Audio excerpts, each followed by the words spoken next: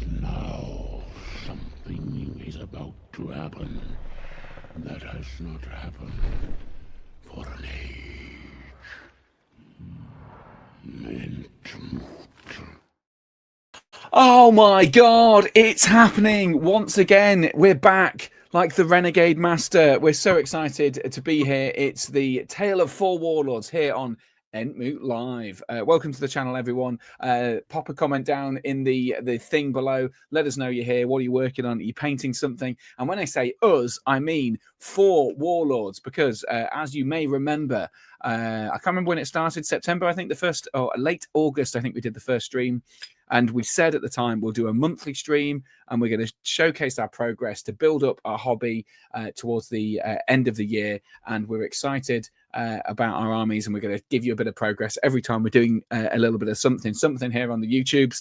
So, and I've been joined every time by Mr.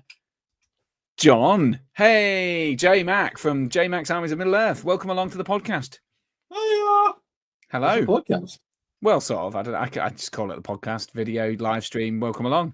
What does your more mean? Your mum.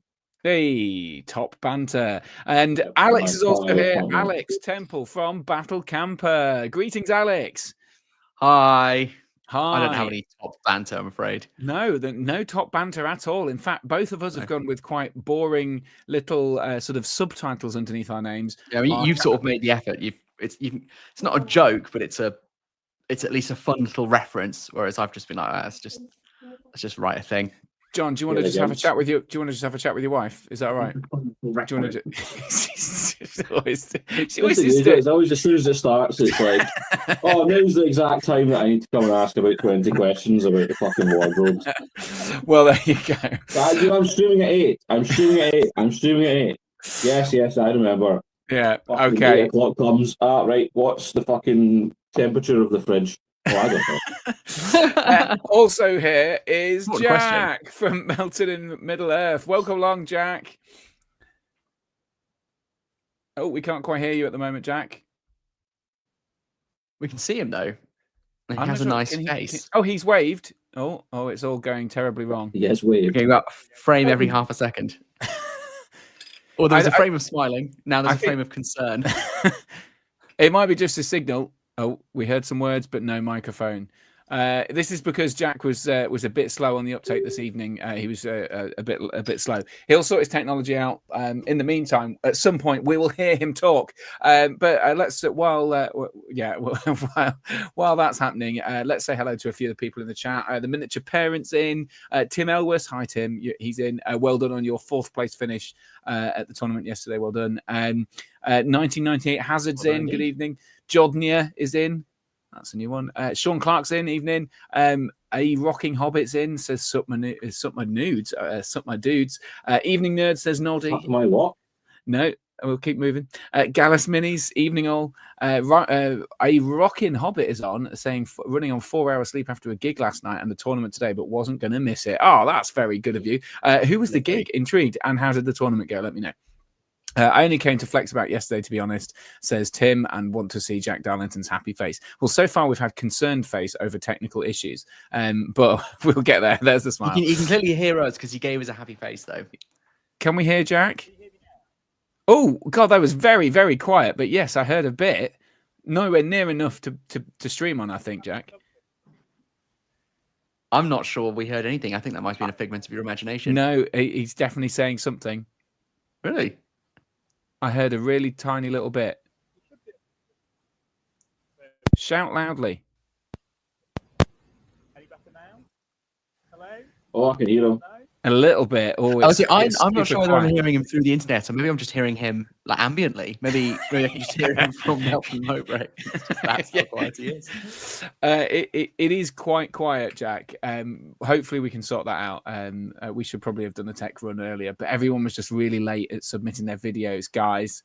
We delayed it by a week. We put Harry's livid. I was livid. We had a month to Some of prepare us for got more this, told off and than then we others. got an extra week Unfair to prepare for circumstances. this. Yes, that's fair enough. But it's true. Either way, welcome along to Hankshire Miniature Painting. Hello for that. Sean Clark's working on those final mini for his Evil Army is taking to Stirling in a couple of weeks. That's exciting. Gallus is Starling. Stirling has got top tournament now. I wish I'd be going back. yeah. Mad Hat. Well, it's just too far. I've got a child. It's just a long way. Evening All says Mad Hammer crafting tonight, building for Throne of Skulls. Again, another good tournament I haven't been to in a long time. Jamie Ilano's in. Welcome along, Jamie. Just finished my final end for the finale. Ooh, finale. And a guy called Tyler Childers. It was epic. Oh, okay, that was the Rocking Hobbits gig, and got 1 win and 2 losses. But the win was a tabling against a dad and his 4-year-old daughter. We took no prisoners. Excellent work. And Kyrie Sini is in. I think that's how to pronounce it. I don't know. Painting while I listen to this, pipe. Also, Mark Newham says afternoon all early in the evening. So thanks, Mark. I guess you're somewhere other than where we are, which is exciting news. So welcome along, everyone. I think we probably should just go around the houses first of all to remind people what our armies were, because the Tale of Four Warlords is all about giving people a bit of a kick at the bum by inspiring them to great success by showing off what our armies are. And Jack's just dropped out at the opportune moment.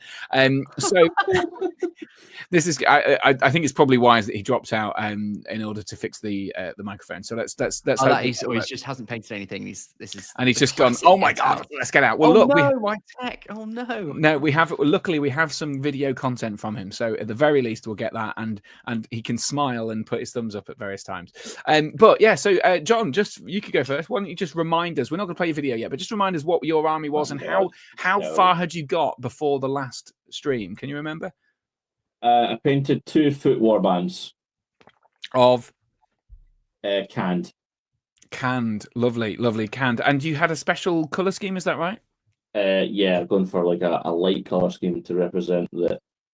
I was kind of going for a blue wizard, just kind of they're like the good guys of the canned that fought against. Interesting. Yeah, and I'm trying to think of a list to do it so I could have like a blue wizard. And I'm thinking if you use like, is there a Mordor list you can take canned in, and you could use like one of the casters as.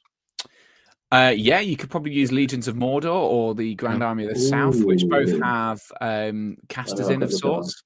You could, because for example, you could use the Legion of Mordor and then have any of the many ring wraiths that are in there, and you could choose. I meant to have this fucking ready to talk about. Hey, look, we've got time. Jack has appeared, but we shall see. Can we hear you, Jack? No. Well, I can, but it's incredibly quiet. You're coming out of a hole somewhere, but God knows how. You might? Is it the same microphone you used last time? I wonder whether it's like been caught by something or and broken a little bit.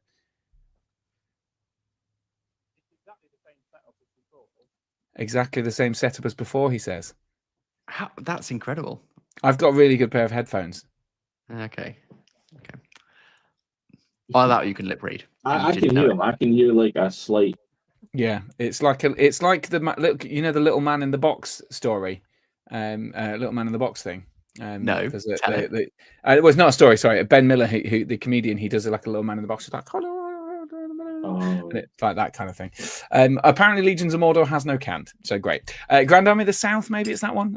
One of them has it, but I can't. You could probably get one of the. Must be maybe like Umbar, maybe. Anyway, yeah, Tim suggests that Jack will have to write on bits of paper and hold up what he's talking about.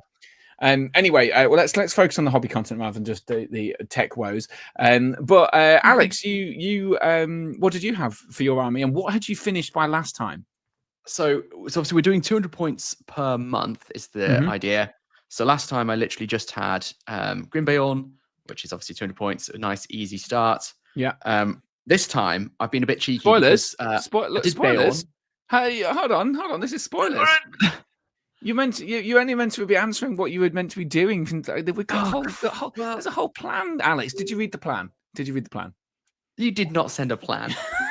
Right. I did not send a plan, but that is spoilers. But it's very exciting. We can talk properly about that in a second because we've got video content. Well, anyway, I'm doing Beornings. Well, yeah. Last time I did Grimboyon. I could use an Easterling War Priest. You can use Grand Army of the South with Kamul or the Knight of Umbar, apparently. Oh, can you? Yeah. Or the Betrayer. That's perfect. So I think Where Knight does of it Umbar, say I can do that? Oh, is that in the... it's in the legacies, that's why. Because Fucking nailed it. Thanks, guys. yeah, there you go. So we've got something there. We've got something. That's my plan. Yeah, that's it. Okay, that's good. Jack's trying a different method of getting in touch, so we're all happy days. So that's cool. So phone home. yeah, he's probably just going to go on dial up or something like that. He says it might be his internet. I'm not convinced it's his internet. I think it's something to do with the microphone that's really very quiet. But anyway, so yeah, really cool. So people out there who are watching, let us know what you're working on. Have you been painting an army specifically in connection with this monthly video stream? It would be interested to know what your progress has been over the time that you've been here.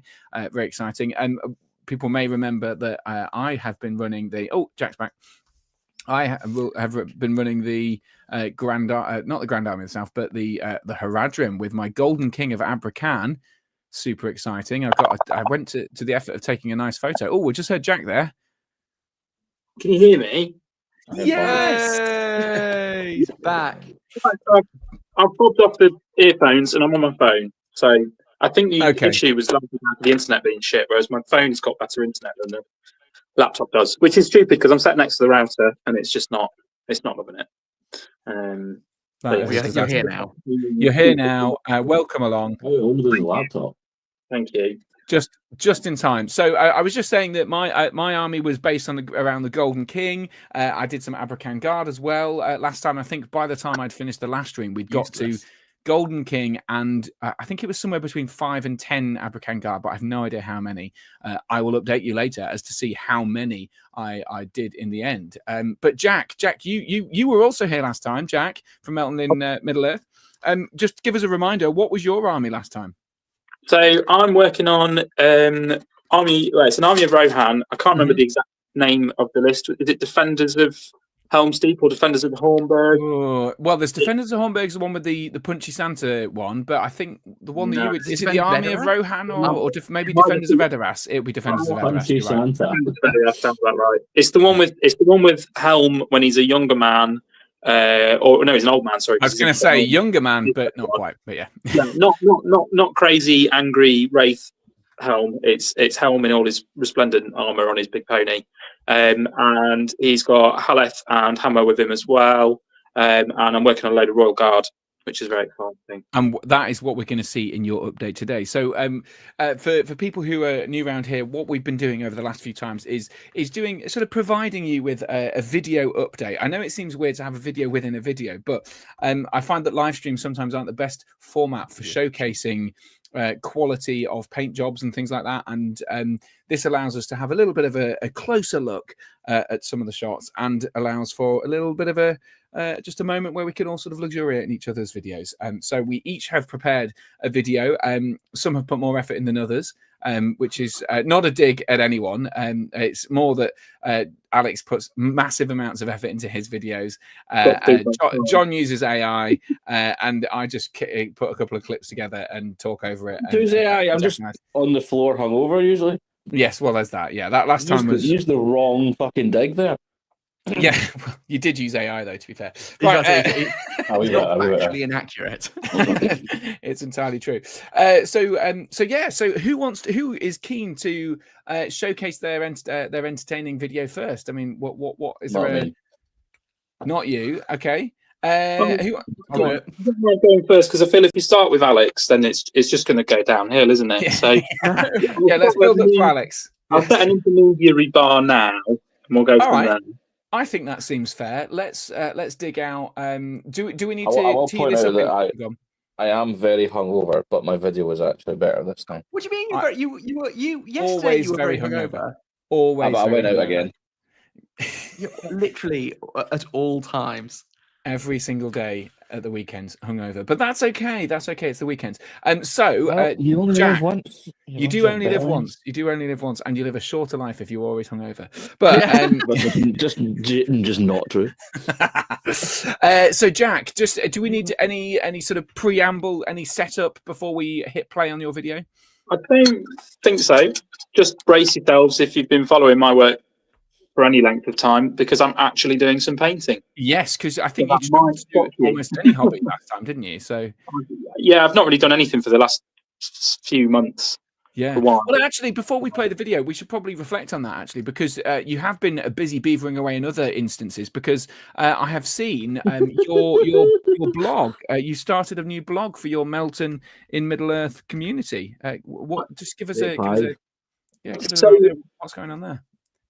Basically, I'm wanting to continue to keep growing the Melton community. It's developed a lot this year in that it's no longer just me. I've actually got a team of people that are helping me do everything now. So that's people helping me run the games club and run my events. They're getting bigger and bigger as time's going on, which is great. And we basically want to make things look a bit sharper and a bit more professional. So my wife Holly's made a website, which is fab. And I've added a blog feature on there. And the idea is to sort of keep myself a bit more accountable of producing content and give me a bit more of a carrot rather than the stick for producing some hobby, and also just it gives me a place to post things and I can share it from there onto Facebook, and eventually I might return to Instagram. But yeah, it's looking all right at the minute. And I'm hoping that the aim is to have a single place where everybody can go and have a look at what's going on in the Melton community. Because we've got a few people on Discord, a few people on Facebook, a few people asking about emails and Instagram, and I thought a website's the way to go.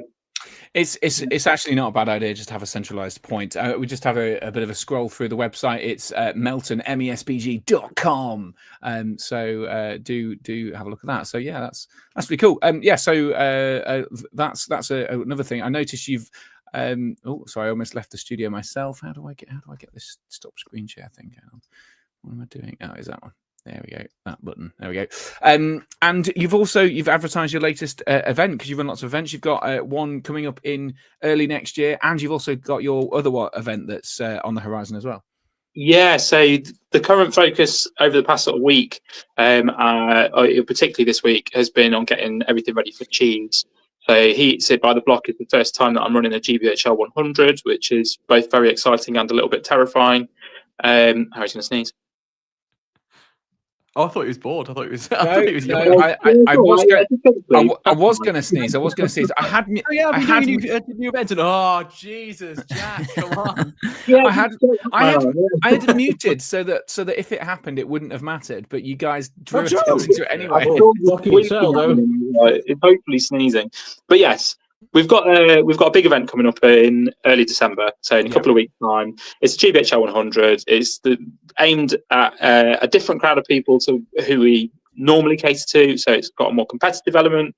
So we want to make it smart and kosher, and we've got arguably some of the best, the best players in the country are coming to it. Was 100, of course. We're fucking Gannets to 100. It's been time. It's been time because it's the week before the final. There's a fucking tournament in Scotland that gets 100 points, and it's like just like 5 guys in a room, and it's just the sweaties will still go to it. Terrain's made of like polystyrene with trees stuck in it. It's mental. Hopefully this one will exceed that level of what's been provided. But yeah, it's exciting anyway. We've so far sold 35 tickets, which is really good. That's all geared up and on the go. There's still tickets available if anybody wants to come. And we've got Scott, who is officially part of the Melton team now. He is running an event in March next year, which is the complete polar opposite of what Cheese is meant to be. It's beginner friendly. It's super chill. It's called Spring Fete in the Shire. Hobbity theme, Hobbity vibes. There's going to be things like Hook a Duck and Count the Dice in the Jar and Grapple and all that kind of like chill village fate vibe stuff. I'm hyped. That is on my agenda. I've already spotted and put the date in the calendar to be told. It does sound like good vibes, yeah. Yes or no at some point. family. It's going to be chill, and I'm expecting that one to sell out pretty quickly because there's only 26 tickets available, whereas the other events that we do haven't got a cap on them because I've got the capacity to host up to 100 players.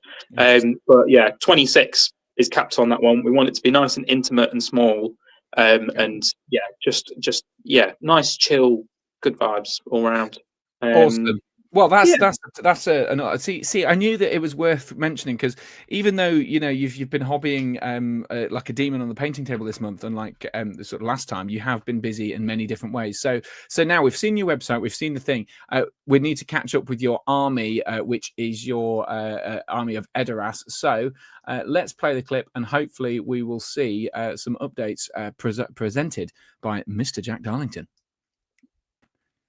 So I've not got nearly as much done as I wanted to, of course, but I have managed to get a little bit done. So I've not been completely idle. I have been today banging the base colours onto all of the Royal Guard. So I did one initially to establish my colour scheme, which you might have seen shared on Facebook or on the blog, which hopefully Harry can ping a link to. And then from there, I've been able to use that as a bit of a template to start batch painting the rest. I did paint the horses individually, just because they're somewhere where I want to have a little bit of individuality between the models. You can see the one at the back here. He's the only one that's fully done.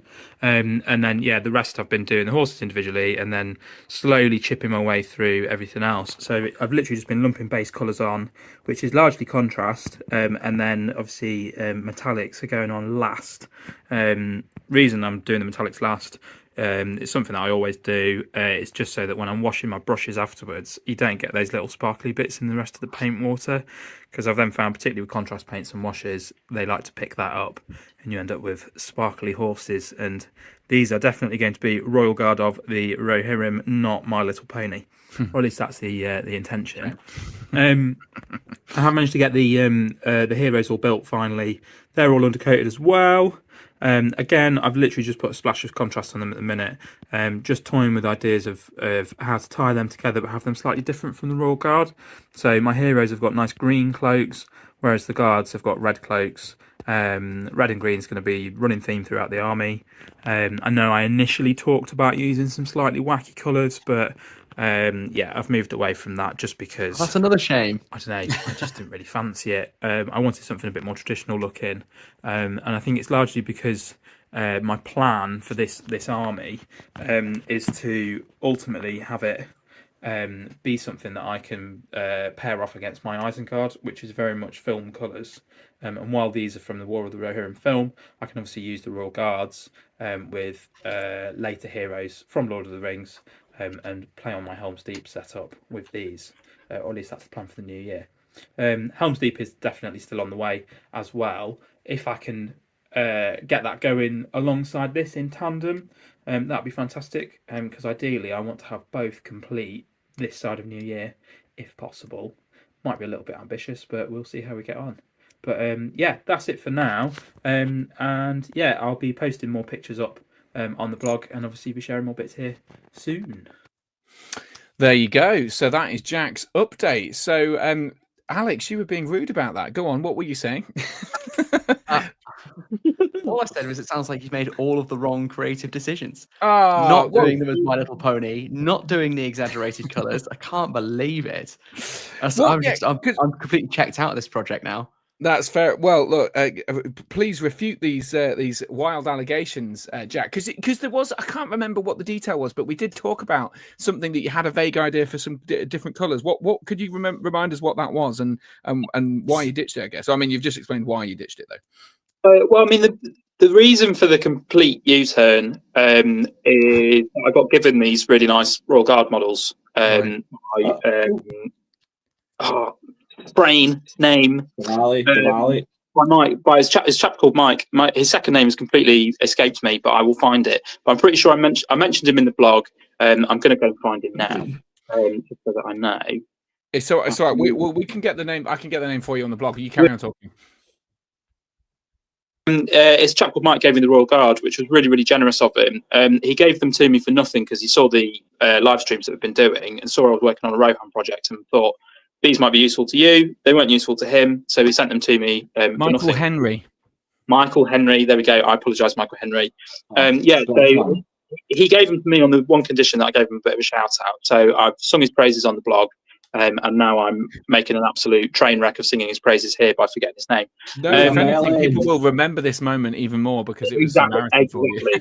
Michael Henry, who is the kindest man on the planet, who gave me all these Royal Guard.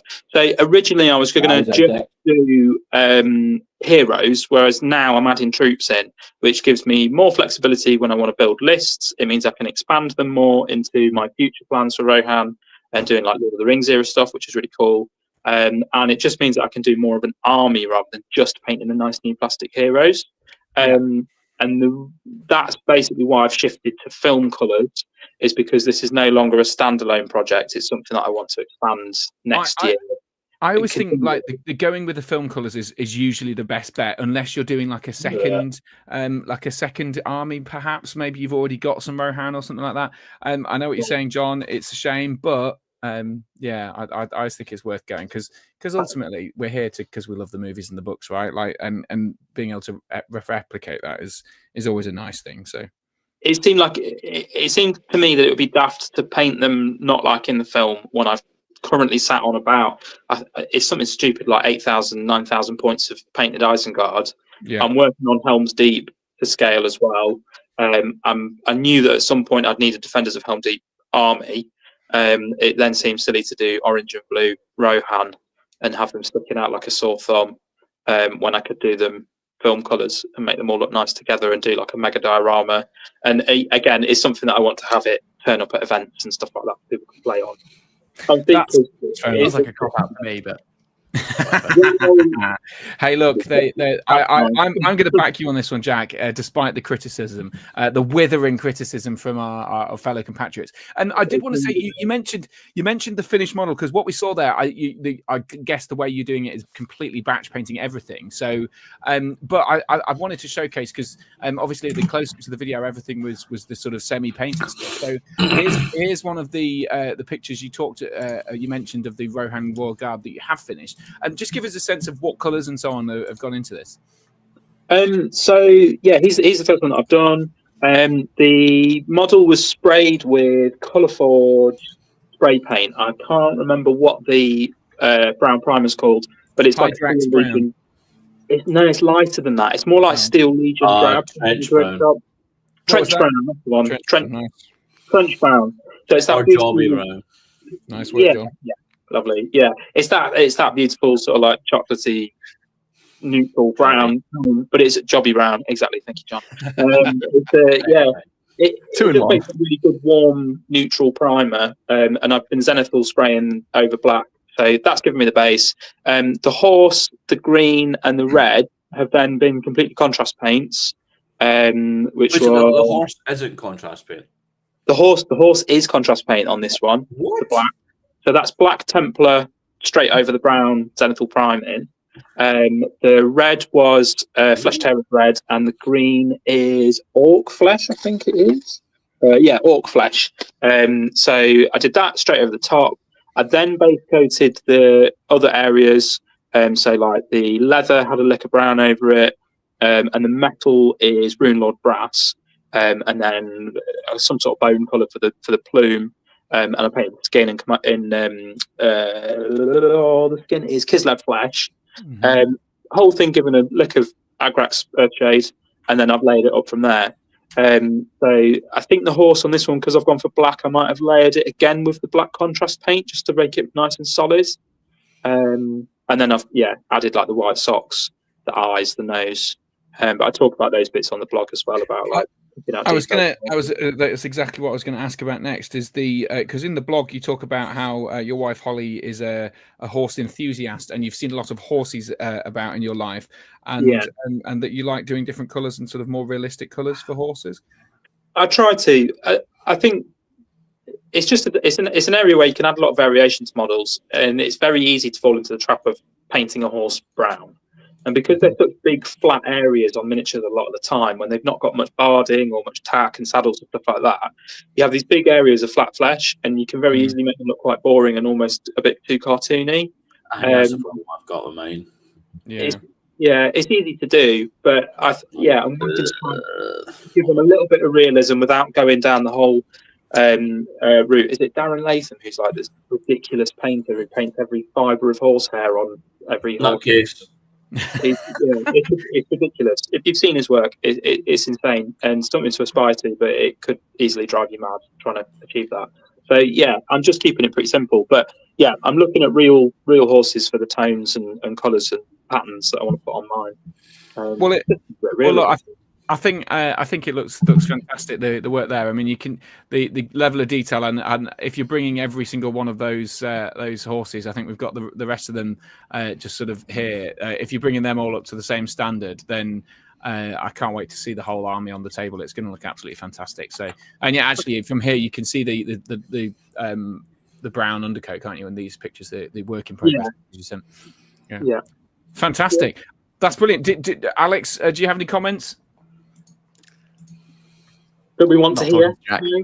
No. That's fine. I'm interested in what he's got to say anyway, so that's fine. No, fair. John, you were hinting there that you might you're finding your nice. army difficult. The what?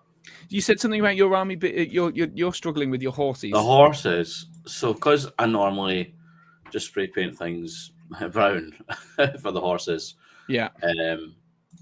I'm struggling with this army because it has to be done over a white base coat for the canned. And I'm trying contrast paints on the horses, and it really put me off for like. It really made me want to just quit and do the original scheme. That's interesting though, because they're just like dry brush black, grey, and it's like fantastic done. Because sometimes you do get those sort of blocks though when and I find that I increasingly get those blocks when I am painting over a white undercoat and doing that sort of stuff. So I just go back to my. It's like I think with the white undercoat you have to trust the process more. Yeah, and I was in like a fragile mood, and I was like, I just threw a tantrum at myself. Oh, I think it's just because I think it's something I've not had before. Like everyone always is like, oh, I've got a block, I can't paint anything, and I can't be arsed. And I've never had that in my life. I've always just been like, oh, army done in 2 days done. There we go. I've never had this in my life, so it's my first time I'm struggling with. Oh well, luckily this is not a 1 day. No, yeah, I think it's because half my stuff's in storage. So I keep losing things, and I don't know where it is yet, and it's just annoying me. It's driving me nuts. Oh, so well, I think John, we should probably move on to your. We'll come into the comments in a second because people seem to be popping off at that. Well, do you want to do the comments for his first, and then? Oh well, yeah, that's true. I'll catch up on everything, but I'm keen to know more about your canned and the issues you face. So let's just catch up from where we left off, which is roughly around people talking about the Grand Army of the South with Camille and the Knight of Umbar, people commenting at Jack's internet connection. Mark Newham's carrying on his Fornost for next year. Kayasini's been following along by painting an army of Dale. Very exciting. Jodnier's been following on painting an army of Fangorn, but can't find a Birch Seed. Yeah, Birch Seed. And I think also... the other one is a Beachbone is sold out as well, so I'm waiting for that one at some point. It'll come up. No, I need him. Yeah, I know it's sold out. It'll come back, but it's sold out. No, but they're taking forever. They do. They haven't been in stock for about 6 months now. It's crap. Turin Bar is. Actually, I've got a hint for where you can get one, Alex. Oh, let me guess, Ukraine. There you go. There you go. Just happened to have a Ukraine flag there. That's good. Definitely inspired to follow along thanks to these videos. You guys do hoping to do an expedition to the east for an upcoming escalation special event thing. Says Turbo. That's cool. Expedition to the East is awesome. I have had Kyrian battery exhausted. That is. Oh, nice one, Alex. That just represents your life, doesn't it? At the moment, it's like battery exhausted. That is I've had Kyrian on the not painting table, the sort of to the next in line pile for a very long time, and I really should do it because the Expedition to the East is a really cool list. I'm definitely going to try it. At some point. Haven't they got their own lore wrong because the old lore was that they went south? Well, I guess the dwarves wrote the lore for them, and then they got it wrong in the new fucking Legion. No, I think because they were in the canned book where I can't remember. There's something that Games Workshop they got their own lore wrong. They're in the Shadow in the East, weren't they? in this book? I can't remember. I'll yes, Scotland. Maybe there was something specifically that. Well, I suppose the dwarves. Somebody in Scotland that's absolutely mad for those two heroes, and he's like, Games Workshop have got their own fucking lore wrong. Oh, that's funny. Because as far as I remember, Murin and Drar obviously came from the north to come south a bit, but then they went east with. Yeah, I can't with the defenders of the Ithilien, I guess. But yes, anyway, sorry, yeah. So where are we going? Let's carry on. When Jamie Alano says he went 1-5 with his army of Edoras Imps. Most games generally close, but they were the most fun losing I've ever had. Rohan being underdogs meant any heroic thing they did felt massive. So there you go. That's a positive thing for you, Jack. And they sound crap, but you should have fun. Who else is in? Yeah, we've got a few bits and bobs in there. So hello to Dice, Drinks, and Dad Jokes. Nice to have you in, Adam. Woody Rex in. Nice to can vouch for Jamie's heroic army of Hedoras' helm cut through something silly like 15 minutes. Tirith Warriors alone. That's awesome.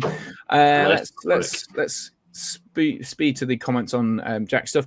Jamie's Alano saying Zenith will contrast my horses now with different browns, blacks, and greys. That's interesting. I guess that's a quick way of doing it. Just Zenith will bam it with a new contrast. I still haven't ever used a contrast paint. So, oh no, tell a lie. I used the white one and I thought it was shit. So I just moved on to it. Just going back to white paint's always shit, but yeah, contrast paints are excellent. Okay, highly recommended. Check out, Tyler Mengel's stuff. Mind of Mangle. He sometimes does bits on Warhammer Community, but I don't think he works with them anymore. No. If you check out Tyler Mengle on Instagram, a lot of his stuff he starts with contrast and then highlights it up. I think it's called heavy contrast because he is an ex-heavy metal painter. Check it out. Nice, interesting idea. That's really good. It's good. Cool. I'll give it a think. There we go. So I think that was the people are talking about the expedition to the east.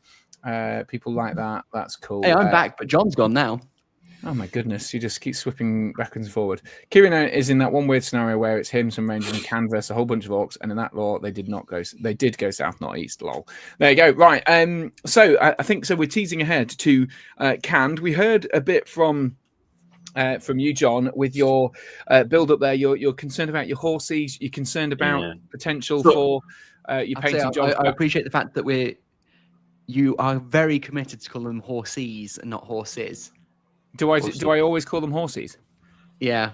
Oh right, okay. When you've got a child, they just become horses. I quite like horses. Very endearing. Thank you very much. So John, so just give us a sense of what you've had. So that's one. Now, yeah, again, where are you going? And then tears up with the video. Yeah. I managed to paint one guy. One guy. Yeah. Because you were struggling. Yeah. Not like me. So basically what happened was I was like getting fucked off with it. I tried to paint one guy and it looked fucking disastrous. There's like Did you send a picture? Send a picture to me. I have got it in the there's like a Word document called JMac in that drive. Okay, I'll have a look. Yeah. Yeah, go on and carry on. I'll find the picture. And I got like halfway through this miniature and I just hated it. I absolutely hated it. The contrast paint made the horse look gash. So like, right, it does look pretty crap. Actually. Oh, I was just like, oh my god, this is the scheme. How do I get this? Hold on. And then it's going to take. I was like, it's going to take so long to paint this entire army because it's like a horde cav army, and I was just like, oh my god, what have I done? Just in the wrong bit. Sorry, it's just showing an empty thing. So carry on talking. I'll let it load up before I move on because I've got it kind of stuff in order to talk about.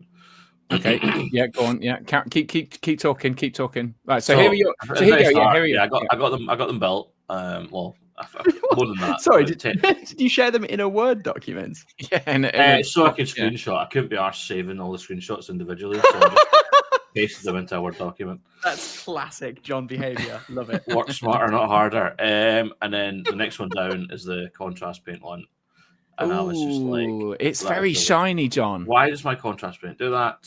And then I was like, I just thought of painting a horde army. And I was like, to make this contrast horse look good, it's going to take so much effort. And I've got about 50 what to is do. That one? Wildwood. And then if you go down the next one, is me I was like, oh, I could just Oh, that's spray good. paint them black. Oh. Well, I could just spray paint them black and just do the original screen because it would just be dry wash grey, red piece of piss, and then a bit of bone and some skin. And I think I could do an original canned army in about a week. I would do the whole thing in a week. Right. So then I was like, right, I need some motivation. So I was like, I went and fucked about, and I decided instead of painting to write my lore for it. Can we One just of your pictures has left the page. yeah? Is it? Can we just focus on how this image? This one's fine. So it's just not. It's not the right place. So obviously the painting is the contrast is pooling in really weird ways on this, and is that? Do you think that's because you bought the really bad resin versions of the model, or is it just that you're bad at the painting? I think it's just I'm not good at. So I think that one. Really And I was painting it, and I was hungover, and I was just like, I basically because I start my new job on Monday, so I've been getting hungover a lot. So I'm taking the piss. I'm taking the piss. Working again. So I think once it's all done, once you got all the context around it, that the picture will. It does look better, but it's still it was a lot of work and a lot of effort when I could have just dry brushed it grey. Do you know what I mean? Yeah. So why can't you just go back to black cursors and just dry brush it grey, or are you determined to do it just in the? Because for the white can guy, you need to go from a white waistcoat. I'm not painting white from black. There's no fucking chance of that.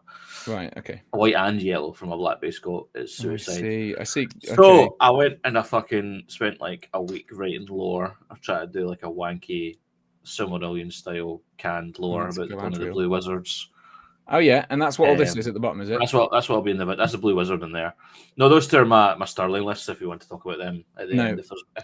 Sorry. No, like at the end of the video. But we want to now see your video, I guess, because that's you. Well, I'm kind of like now that I've watched it a few times now, I'm thinking it's really cringy and really, really badly written. Did you get ChatGPT to do it? No, because that was the silly thing. I did it all, and then Alex was just like, "Why don't you just use AI?" And I did not say why don't you use AI. You shouldn't use AI. I simply mentioned the fact that you had used AI, and then you went and used ChatGPT to do a comparison. Don't bring me into your. Oh, you said why did you use AI? I was like, I could have used AI to write it, and ChatGPT wrote a lore, arguably better in about 2 seconds, and then spent like an entire week reading this. Hey, look, we're going to appreciate your week's worth of effort. Yeah, it's so cringe, man. No, look, don't you criticize it. No backing out. Yeah, don't criticize it now because I'll go for it then. Because we're very excited to be able to criticize the AI. I did use some AI art though because I can't draw. That's fine. I think we'll let it go. I don't have. Well, I do have. Well, if anyone has an artist that would like to work under extreme conditions. To be fair, any work I need 10 drawings. If it's any consolation, no artist, you won't get paid anything. So yeah, exactly. Right. Anyway, let's crack on and see John's lore video. I'm excited to hear this. Here we go. Of Middle Earth, beyond the Etheldureth and the marches of Mordor, lies the realm of Khand. Broad and wild is that land, unwatered save by rare and sudden rains. Many were the peoples who wandered there beneath the brazen heavens, ungoverned by king or law. Long did they serve none but their own chieftains and their will of strength. Their banners were as shifting as the desert winds that bore them, until Sauron returned to impose his will on the peoples of the east. But in secret councils of the Valar, it was ordained that the messengers of the west should go forth, lest the dominion of the shadow grow unchallenged in the uttermost east. Thus came among them one of the Istari, a blue wizard, and Alatar he was named in the west, yet in Khand he was known as Asha, the hope unlooked for. Clad in sapphire raiment he came, and in his hand a staff topped with a clouded crystal. His eyes were keen as the stars newly kindled. Keen was his sight, for Orome the hunter had been his master before he was sent to Middle-earth. Few beheld his arrival, for he walked veiled in secrecy, and seldom did his feet tarry in one place. Yet rumour of him passed from tribe to tribe, for where his voice was heard, men spoke of a calm like dawn after storm, and the stirring of hearts long bowed beneath ancient fear. But the shadow in the east was slow to sleep, and its malice was deep-rooted. Servants of the nameless power sought ever to ensnare the chieftains of Khand, and they whispered that Asha was a liar himself, and his promises were all hollow. Thus were many hearts hardened, and strife was awakened among the tribes of Khand. Thus came forth the Black Heralds, bearing sickle blades and cloaks of flayed hide, and with them rode the enslaved peoples of Khand, who in their folly had hearkened unto the promises of Sauron. Beneath a crescent moon, red as spilled blood, they fell upon the faithful beside the silent oasis of Narcarthrand, where palm and stone alike bore witness to the first battle waged openly in the name of the Bluest Array. Before battle commenced, Alatar cried to the people of Khand that stood beside him, "Not by iron alone is the world upheld, nor is all triumph found in conquest and obedience. Behold the sun that rises not for one man, but for all the peoples of Middle-earth. Even in the deepest shadow hope endures, and it is ours to fight for with every breath." Then was the desert kindled with sudden fire, for some few among the faithful bore hidden weapons, wrought in secret under the guidance of their lord, and swift were they in their wrath, cutting down the evil men that assailed them. Long raged the contest, fierce and full of anguish, and though the Black Heralds withdrew at the coming of dawn, their fell laughter haunted the dunes. For well they knew that in victory or in defeat they served a might far greater than a lone blue wanderer, whom they mocked as but a priest without a temple. After many battles had been fought in the lands of Khand between the Bluest Array and the servants of Sauron, a truce was brokered. However, a great treachery was wrought. A false pact was feigned under a moonless sky, and Alatar was seized and his staff broken. Long he endured torment beneath the iron vaults, and though his spirit could not be subdued, he was marred in strength, and went forth thereafter into shadow, wandering the shores of the far east where none dare follow. Thus the fate of Alatar is hidden from those in the west, and whether his labours shall in the end bear fruit, none may foretell.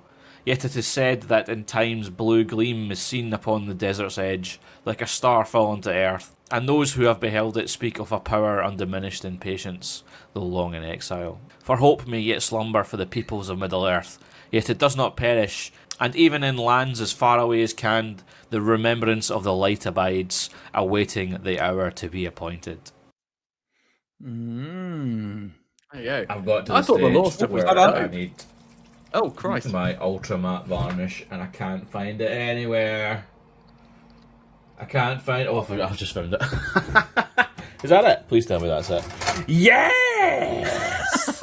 Fucking yes! That saved me fucking. Oh, that saved my life. Thank fuck for that. Okay. There you go, and that is a typical JMac kind of end to a video. You can see the plugs at the bottom of his corner. You know what? Look, I think that was really good. So do I. I thoroughly doubt loved that ChatGPT could have done a better job. I don't know. We did the AI one, and it sounded pretty good. Did it not? Well, I the really only thing I enjoyed found, that. Go on. I did as well. The only thing I found better was the sort of very serious, very grave narrative set against you trying to glue together a horse with one hand and it like flicking around and stuff. Yeah, it's just maybe just done art for the whole thing. No, it was nice to see the progress of the hobby as well as the discussion. But yeah, I agree. Maybe you should invest in a tripod or something for the camera so you can use both of your hands while gluing your horse together. Again, I can't find the bit. I've got the tripod, but I can't find the bit that holds it onto the desk. Oh, okay. So just everything's in the fucking bin. Oh, okay, fair. Well, look, I think you, despite your sort of building it up as going to be something really crap and cringe, I found that really interesting. I love the little narrative, and it's. I don't know how I feel about the wizard being captured, though. Maybe I might get rid of that. Well, it doesn't. To me, it doesn't massively matter. It's that you've clearly got an idea and a theme around your army. I love the idea that you've got this idea of the blue wizard being there, and then maybe they're good canned and all that. Yeah, I just think that's really cool. It's a great idea. Love the theme. That's what we're here for. That's my favorite bit. But yeah, well, it was all good. It was all good. I particularly like the AI generated images as well. They were fantastic. You can tell. I would much rather pay an artist. So if anyone has an artist that can do stuff like that, let me know. I will happily draw you stick figures for the next one. I'm not sure that would give off the same. That's the problem. Good old ChatGPT. It will be humans, yeah. And it'd probably suit the rest of my fucking content. Garbage. I'd love it. It'd be great. Very good, very good. I can see you painting away there, Jack. Was that the sort of thing you like to listen to while painting? Was it? It was. It may have looked like I wasn't paying a bit of attention, but I actually really enjoyed listening to that. I'm currently itching. What was the name of the wizard? Say that again. What was the name of the wizard? Alatar. There you go. Alatar. I can't remember, so I wouldn't be able to check that. The other name I gave him, I actually looked up, like, because it's the East, I looked up a proto, as an Indian European language, and like put in hope into that, and that's how I got Asha. Pretty cool. Oh. Yeah, I thought it was cool. There's a method to my bad. D&D at the minute, and that's made me really want to play like Middle Earth D&D, Oh, that would be exploring like the bits of Middle Earth that we don't know much about. And yeah, I thought it was really cool. Very cool.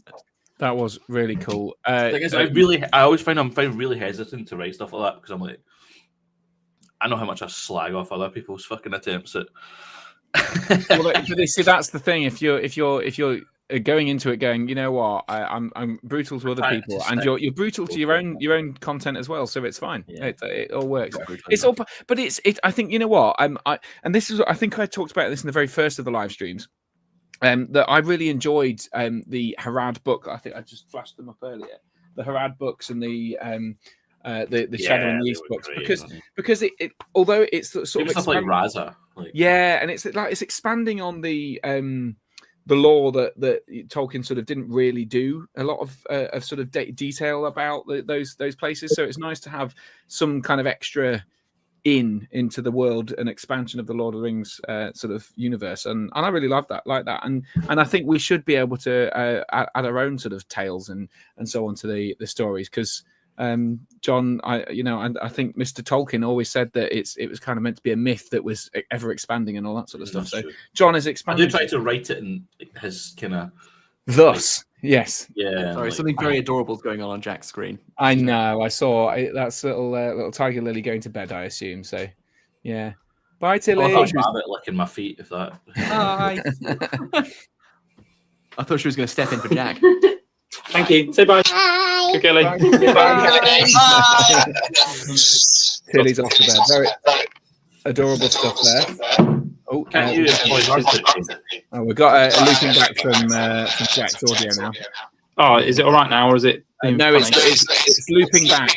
It's back. I'm gonna have to mute you briefly. I don't know what happened. Changed before, but yeah, every time I was talking, Tilly's pressed something. Tilly. Yeah, he's going to go and come back. Okay, so well, that's brilliant. Interesting. The Rocking Hobbit says struggle with contrast paint sounds like a skill issue. Someone has said. I suppose you'll get to it, won't you?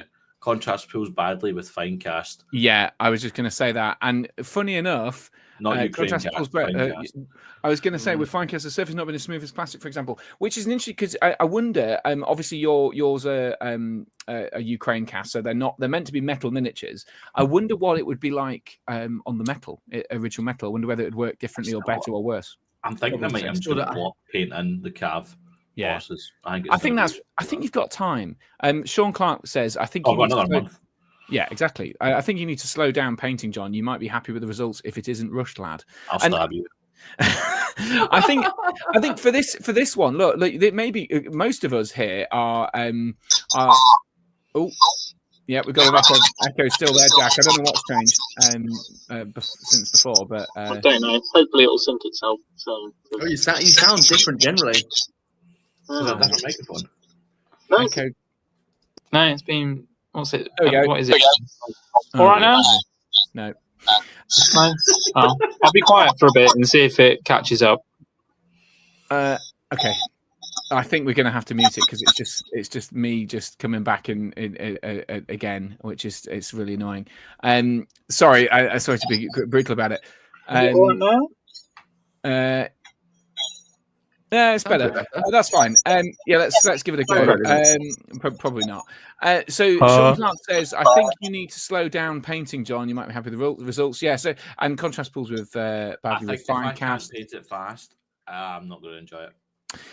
Well, but surely in the way you paint normally is very quickly. So you're churning out armies by every other week. Maybe this is a chance for you. To challenge yourself to paint slower and paint the. I'm going to do that with elves because I want a beautiful elf army. Yeah, but hey, you've already started the cannon challenge. You've got the whole thing. I know exactly. But hey, maybe you can work it out. Maybe you can. Yeah, I'm intrigued to know how you develop it from there. I've got Yeah, another Alex. set. I've got another set of Candish horses coming, so I've got 21 cav to do. Yeah. It's quite a lot. Yes, of Harry. Alex, I was going to say you were going to say something. I think. Oh no, I was. Should write a list actually. No, I'm just vibing. You're just vibing. Okay, cool. Well, I'll just finish some. Woody Rex says nothing cringe about this. Pure class, great effort. It was great. That was epic. You can find it. That gave me chills. Someone says. Oh, well, that's a fine compliment. It was a lot of fun. Jenny thought that was great. I love new law. Contrast paint sucks on metal models and fine cast. Yeah, fair enough. And an excellent lore video. I also enjoy where GW has tried to fill in the gaps in Middle Earth lore. I think GW do actually do a really good job. I love pretty much all the stuff they've done. Yeah, I don't have any. That is high praise from John. To be fair. Yeah, that is true. And I don't normally praise Games Workshop. Yeah, no, you don't. Not all people who try to fiddle with Tolkien. Yeah, that is true. Yeah. Anyway, before we start inevitably bringing up Rings of Power, I'll move on. No. It's not. It doesn't even exist in my head anymore. Mad Hammer says, as to Contrast, can recommend a channel called Contrast Corner if you want to find out about that. And real fun and believable lore stuff there. Unfinished Tales needs a revision with another appendix added of JMAX Armies of Middle Earth and Entmoot Live. There you go. Lovely. That's really nice. So I think I'm going to go next, Alex, if that's all right, so we can leave you to finish off. It's so funny if this week's Alex is putting like no effort. It's just Alex sprawled on the floor with his dog, putting a video together, and there's no one left to watch it. No, we're if anything, the audience is growing as we carry on. Alex's video is coming. It's popping off in the discords everywhere that Alex's video is incoming.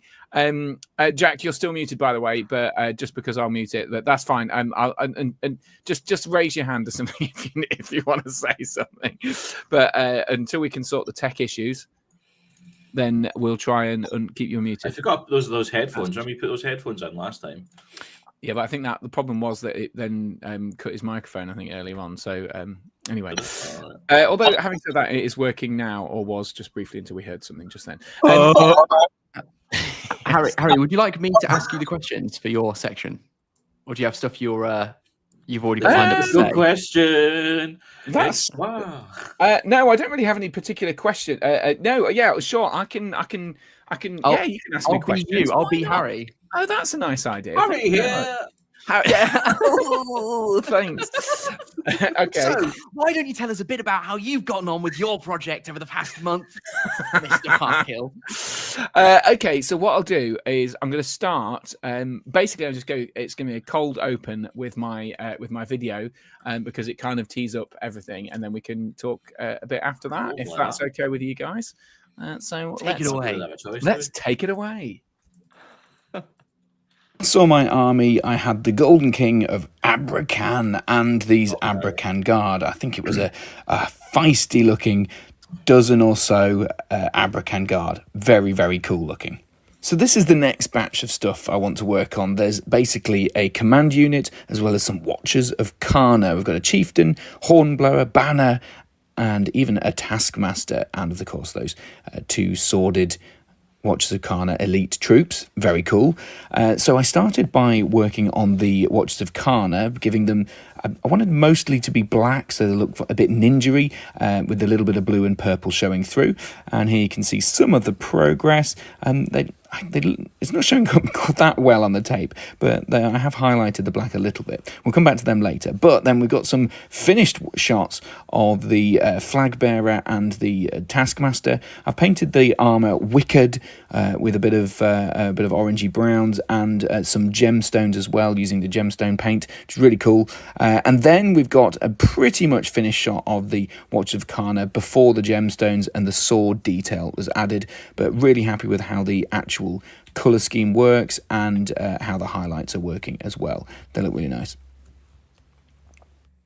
So you may have noticed that I've barely touched the chieftain out of all these models, which is an intentional thing because I wanted to make sure I had a go painting some troops first. So here I am testing out the wicker on this spearman, and I also assembled some raiders, Haradrim raiders, and decided to string their bows, which took a bit of extra time, but I think is worth it when you see them in a second. So let's have a look at all the models I've made in the glory shots of the full force so far.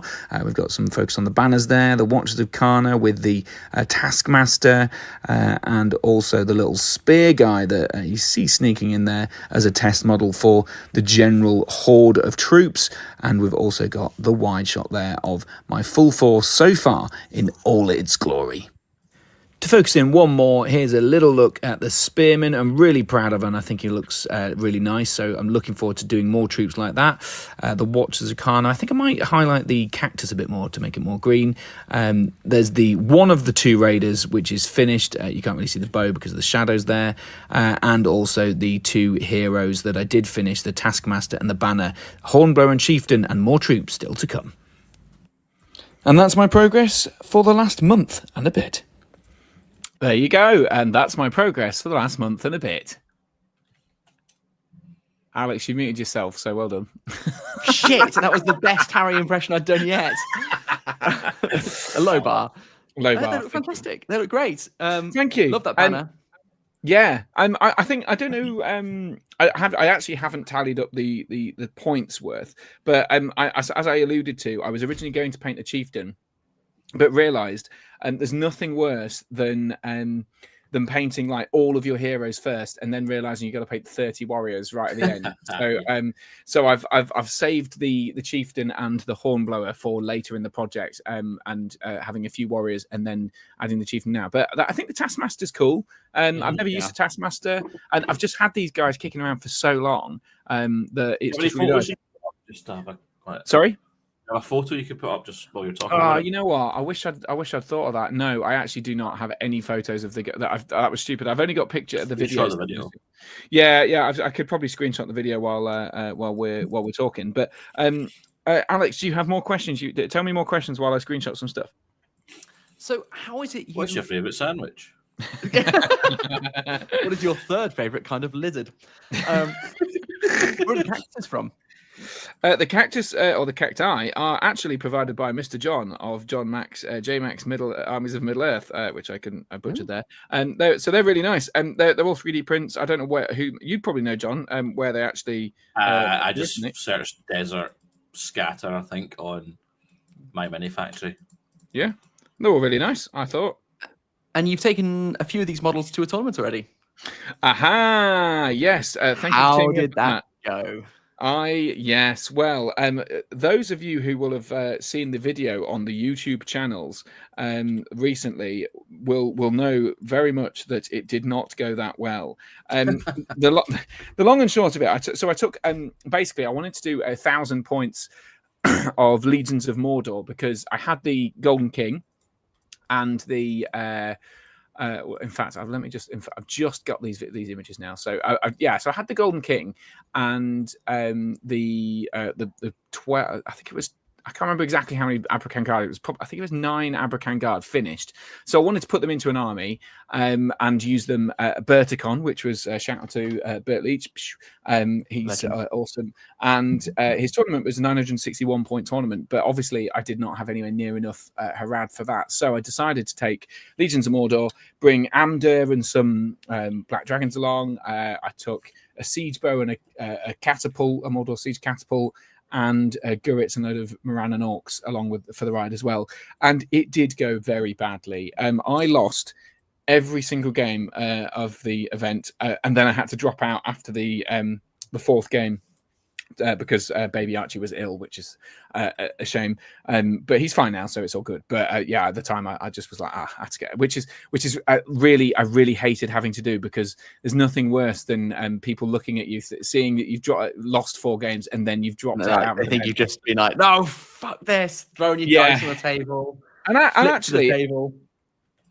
Yes, and all of that would be true, except it was genuinely frustrating because I thought that the army was actually doing sort of well. I know that sounds stupid because it was I'd lost You've all of not my games. finessed it yet. Yeah, I just maybe I hadn't finessed the army, hadn't kind of worked out where to spend the points of which things weren't doing very well. And for instance, the catapult was probably not worth taking at all because there was so much fearless or kind of anti-terror things for the or for Grievers. the severed heads or Grimmers around and all that sort of stuff. So it was a bit of a shame. But I have finessed it. Yesterday I went to a tournament with an army without the catapult, but instead took a ring wraith and some more Morannas, that's what I think. which also resulted in not a particularly resoundingly successful tournament where I ended up exactly in the middle of the pack, which was a prize. They awarded a prize for that, which was a packet of digestive biscuits. So that was pretty good. I got exactly in the middle of the pack and got that. But so is this dampened your enthusiasm for the at all? Do you think? Or I think the thing just drop the fancy stuff and take more like just Morannas and troops. Yeah, I think that's probably the answer. The problem is as soon as you introduce 9 or thereabouts Abrakan Guard, I think you have a potentially quite squishy list because you've got so much D4. And so the way I was trying to use them was a sort of a flanking army where they came around from the back after sort of you have Morannas in front, Easterling Pikes, and then they kind of flank round and just chop at the sides. And that sort of worked occasionally, but it didn't always work. And I think the Amder and the Golden King were only sort of half doing what I'd hoped, and the trebuchet and the catapult and the siege bow were kind of only half doing what I'd hoped. So there was some stuff that was really good, but it wasn't perfect. So the main thing, the biggest success with the Abrakan Guard was that you can charge an Abrakan Guard into a big guy, your Witch Kings or your whoever's Aragorns or whatever, and then just fire 6 Harad bows into his back, and it's easier to wound him than it is to wound a Morannan. So you can deny the heroic combats by doing that. So that's pretty cool. So yeah, I managed to do that. But all in all, it's not dampened my enthusiasm for the Harad because it was always a stopgap between the full Harad army, which hopefully now I've got those guys done. So I've got these guys done, I should say. So that's my what's Kana? Is it the technical paint? Yeah, technical paint. Yeah, the Spirit Stone red and some Wayfarer green or something like Waystone green. Something like that. Yeah, I don't sell them anymore. Blue. No, do they not? Well, I've got absolutely loads of the green and the red, so I thought I might as well use them for something. But yeah, I really like the. So work perfectly for that because I did blue in mine. Yeah, and they do. I think it does add something. And I think this is the first time I've done the wicker in an actual wicker color scheme, because I think when I first painted Harad, I did it as gold, but I just kept thinking gold is a soft-ish metal, and it feels like such a strange metal to use as armor because it's so valuable. So although there is a bit of gold in there for like the Abrakan Guard's scorpion necklace, and there's like a little bit of gold on the swords and stuff like that, which they don't actually make gold armor out of gold. It's just it'd probably be gilded or something like that. But even so, I thought it didn't sit right with me. So I thought, and because they're D4 anyway, so I thought, well, I'll do it as actual wicker, and I don't think our Games Workshop's wicker. I think I don't know. Well, the thing is, if you look at this Taskmaster here, I think it's clearly meant to be wicker. But I don't know whether I've got a picture of the spearman. Oh yeah, the spearman on the right here.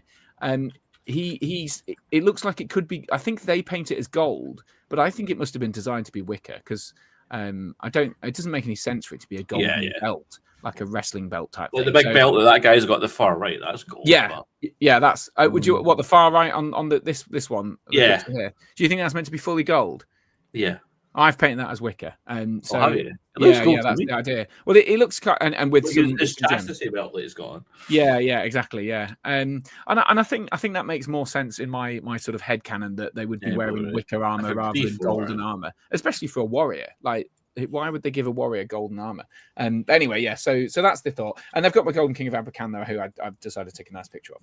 Yeah, I was really chuffed. I don't know how many points I've actually done. I think a Taskmaster's like 50. I've got Harad Raiders like 15, and then 3 Watchers of Karna. That's probably another 30. So I think I'm quite a bit under. But I did finish off the rest of the Golden King, Abrakan Guard. So I think it was think I've got 13 of them now, so that's another 5 or so compared to what I painted last time. So roughly the. Can I give one criticism of the scheme? One. Yes, little absolutely criticism? can. Yeah, which bit? You need to change the base rims What colour do you think the base rim should be? to match the base. I think like the black with the black guys, the black armor and the darker skin, and the purples and the blacks. I think you need something bright to contrast it. Oh, but the bases are already bright. So should I? What do you think of like But a the tan? Or rim adds. I think I would say a dark tan would work nicely. Yeah, or like maybe No, like I've never Steel even. Legion, maybe. I've never even considered it. Go on, Jack. But I would try just one. If you don't like it, don't bother. But... I've Jack. got to say I'm with Harry. Black black base rims all the time. It's not the 90s. Keep your graveyard earth. Keep your goblin green. Black bases. Not disgusting. I think black I bases don't want my works minis to look like in fucking chess pieces. I want them to blend into the board.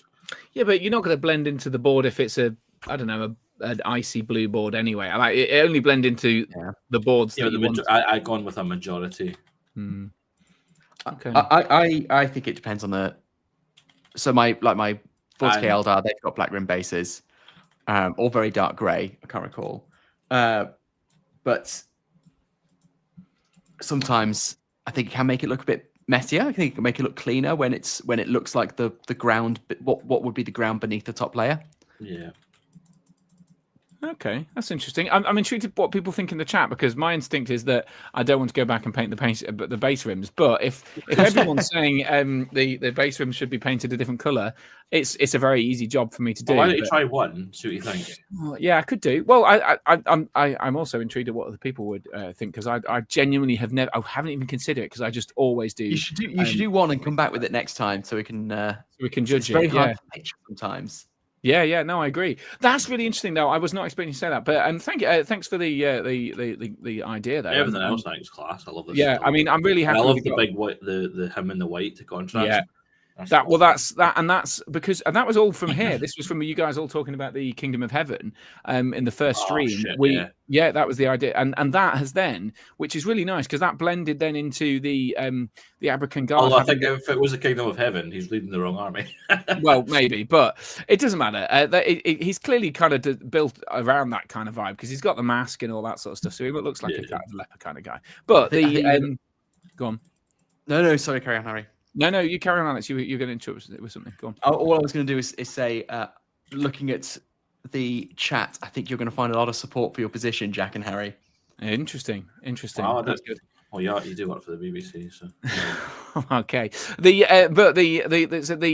What I was going to say before you added that comment, Alex, is that the white of the guy on the Golden King himself bled into the sash around the waist of the Abrakan Guard, which I thought really improved the original scheme and that I had, which was just purple and blue, and then that has now bled into it's not on the Watch of Kana, which you can see here, but it did bleed into the banner, which became the white with the blue, which I think works well. The same with the little frame on the back of the Haradrim Raider. You can see at the back of this picture here, but it also, if we can see it, I think I'm going to introduce it to the little collars of some of the warriors, just to give a splash of whiteness to kind of break up all the purples and blues, because it is quite a dark scheme. So on the right there, you can see the kind of, it's like I don't know what it's meant to be, but it looks like an almost starched collar around the guy's neck. So there are quite a lot of opportunities to paint a little bit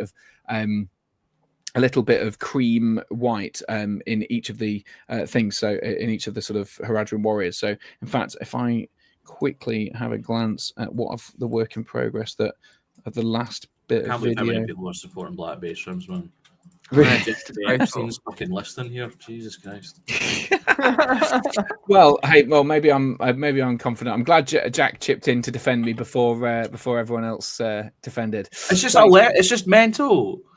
It's not mental. It is mental. If you look at the old Halbane stuff, it was never black because your models blend in with the board.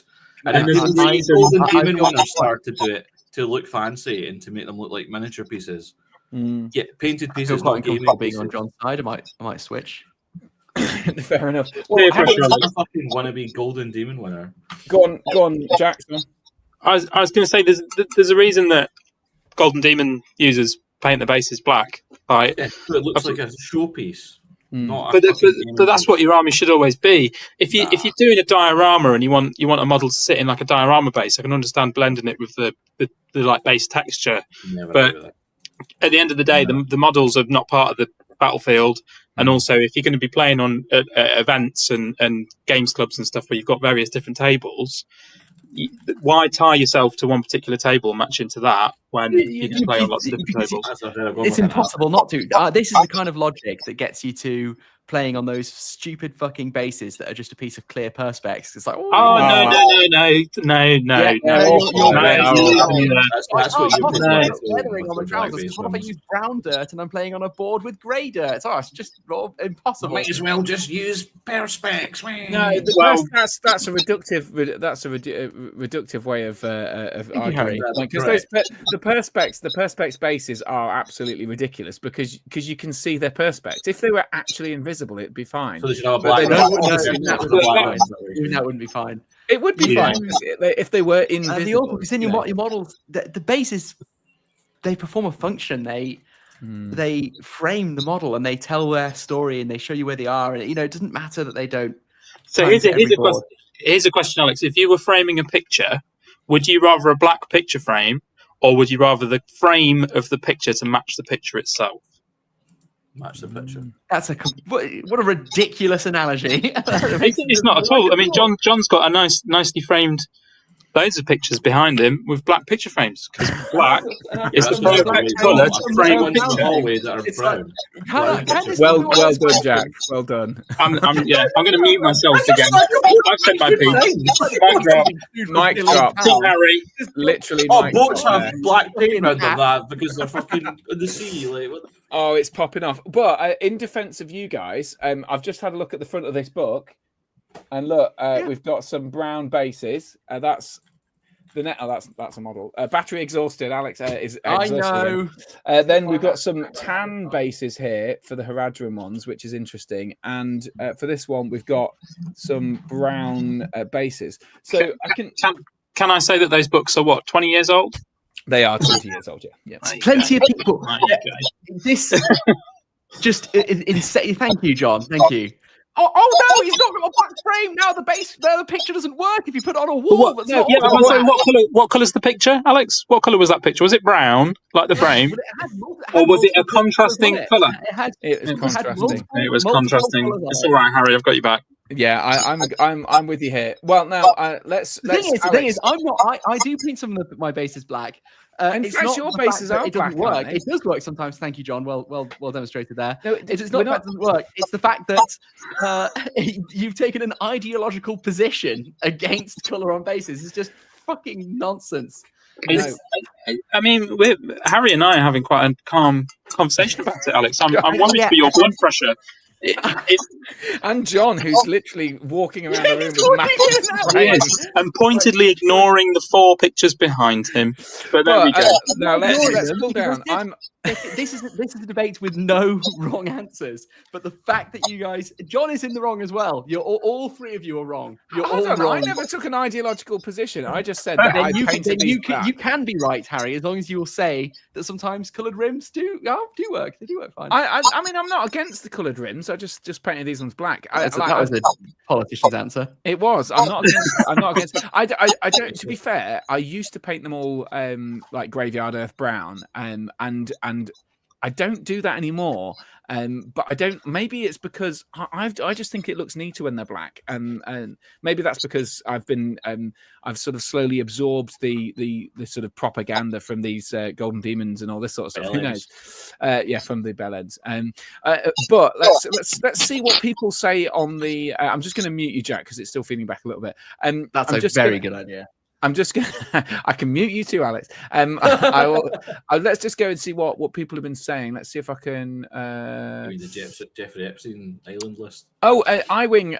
Eric has pointed out that he and I also had a mini 200-point game, at just before Lord of the Imps with the Golden King and the Abercant army, which he won an imp on that story. So that was good. I had intended to say that, Eric. I completely forgot in the hullabaloo that's come since.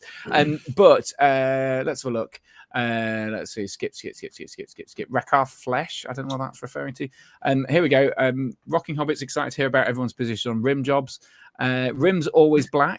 I do loads of mine in black just because of my display case. Okay, fair enough. I have perspex and glass shelves, so that wouldn't help for me. I would do between the two: Rhinox hide or Dryad bark, so brown. Black bases all the way. I am for black base rims all the time. This is a hill I will die on, says Chris Riley. Dryad bark. I like the sound of that, to be fair. I-Wing prefers colour on the base rim, that is. Kaya Rossini says black rims all day. Rimming gets mentioned in the chat is on fire, says Harrison UTV. Coloured base rims, black is for cowards and golden demon winners. Interesting. Rim jobs are important in this hobby. My Shire is Morn fanged out on the rims, and it looks moist. It's very funny. Fight, says a Rocking Hobbit. Gold rims for heroes is a good shout. Who said that? Oh, that's disgusting. No, I can respect, because Tim Elwes, big shout out to him. His little one, I say he's little, he's 18 now, he has painted his orc captains with a gold rim, because they're like converted orc captains, so you can see them at a glance without knowing what they are, which is quite cool. Immersion. But yes, your immersion is ruined. Holy rims for important models, very good. The discussion's gone off track. Just think black looks neater, personally, says Mark Newham. Alex is crashing out. Can't stand red, blue, white, etc. Loses me games. I'm just so done with my OP's bases already. God, everyone's going. Anyone brought any popcorn? This is great. My favourite part of mini painting is showing off my picture frames. Very good. If it's good enough for Johnny Cash, I guess that's a rim of fire.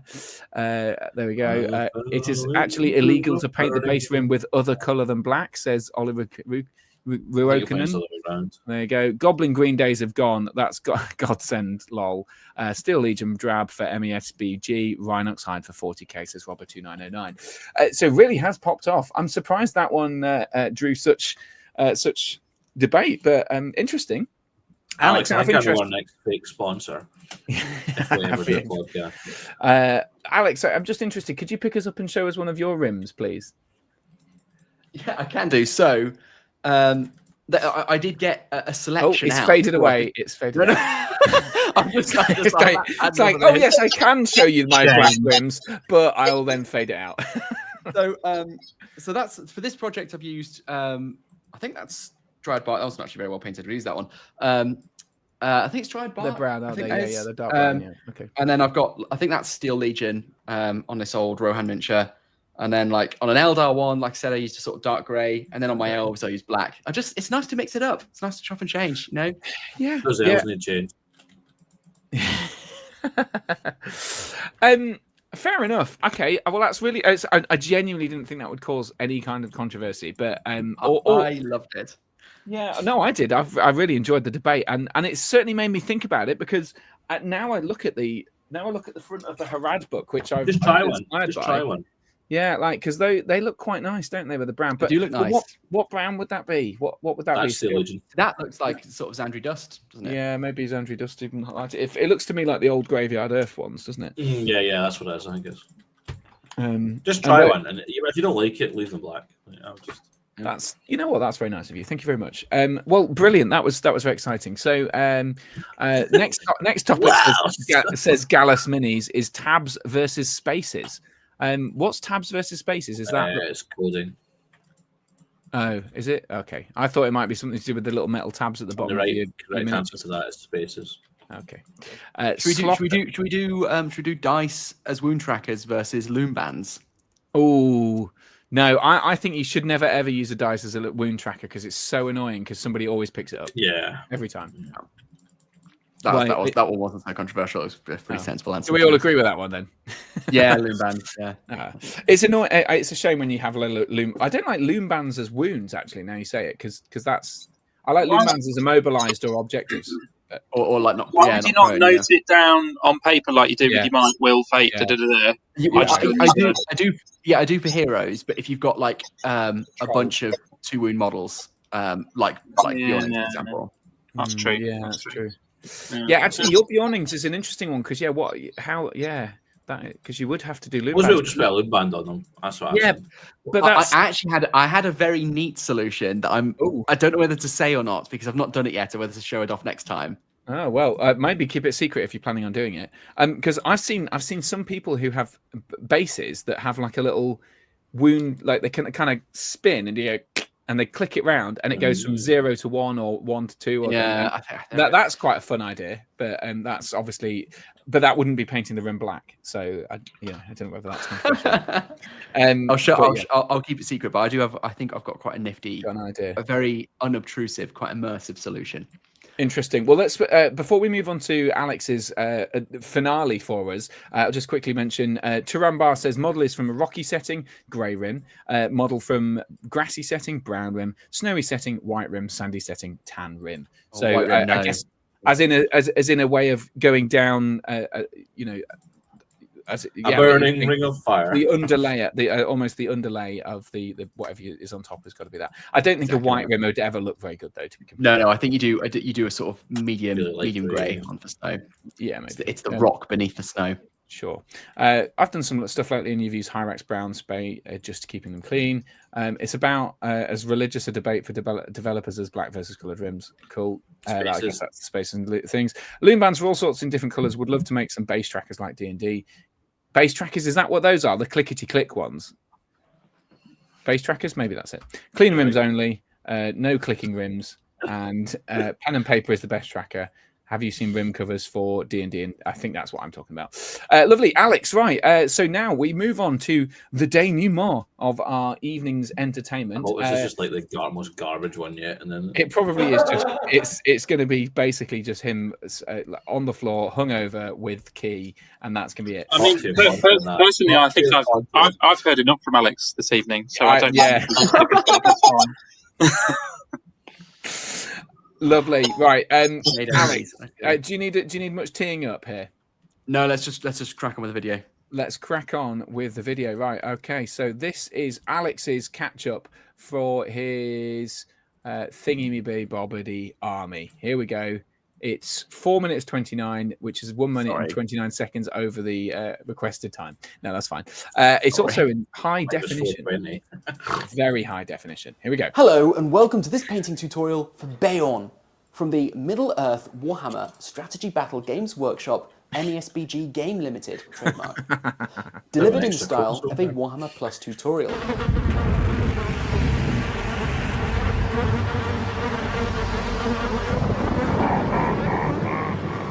This is one of my favourite models. It is old enough that more than a decade ago it had already paid for all its upfront design and development costs. Due to the low price of the materials we produce it with and the sky-high markup, it is single-handedly responsible for a 0.023% increase in shareholder value. Now, before we get started, you'll likely want to use a little bit of Warhammer's Games Workshop green stuff trademark to cover the joint between where the arms meet the torso, because this is an expert kit, by which we mean fuck you. Now, you might also notice I've used a bit of leftover green stuff for some rocks on the base, and I've done a bit of converting. Now, I know you guys love converting, and people wrongly think that here at Warhammer, we're against it, because perhaps if people are too independently minded, they won't buy the kits that we design out of the box. Nothing could be further from the truth, and I found this component, which is a stick from the Dryad box from Warhammer 40k's The Old World, and I've converted it to be a stick on the Bayon miniature by gluing it down. The next step is to get this all sprayed up, and for this whole process we of course recommend that you use Citadel paints and equipment for reasons that we both know but that I can't say out loud.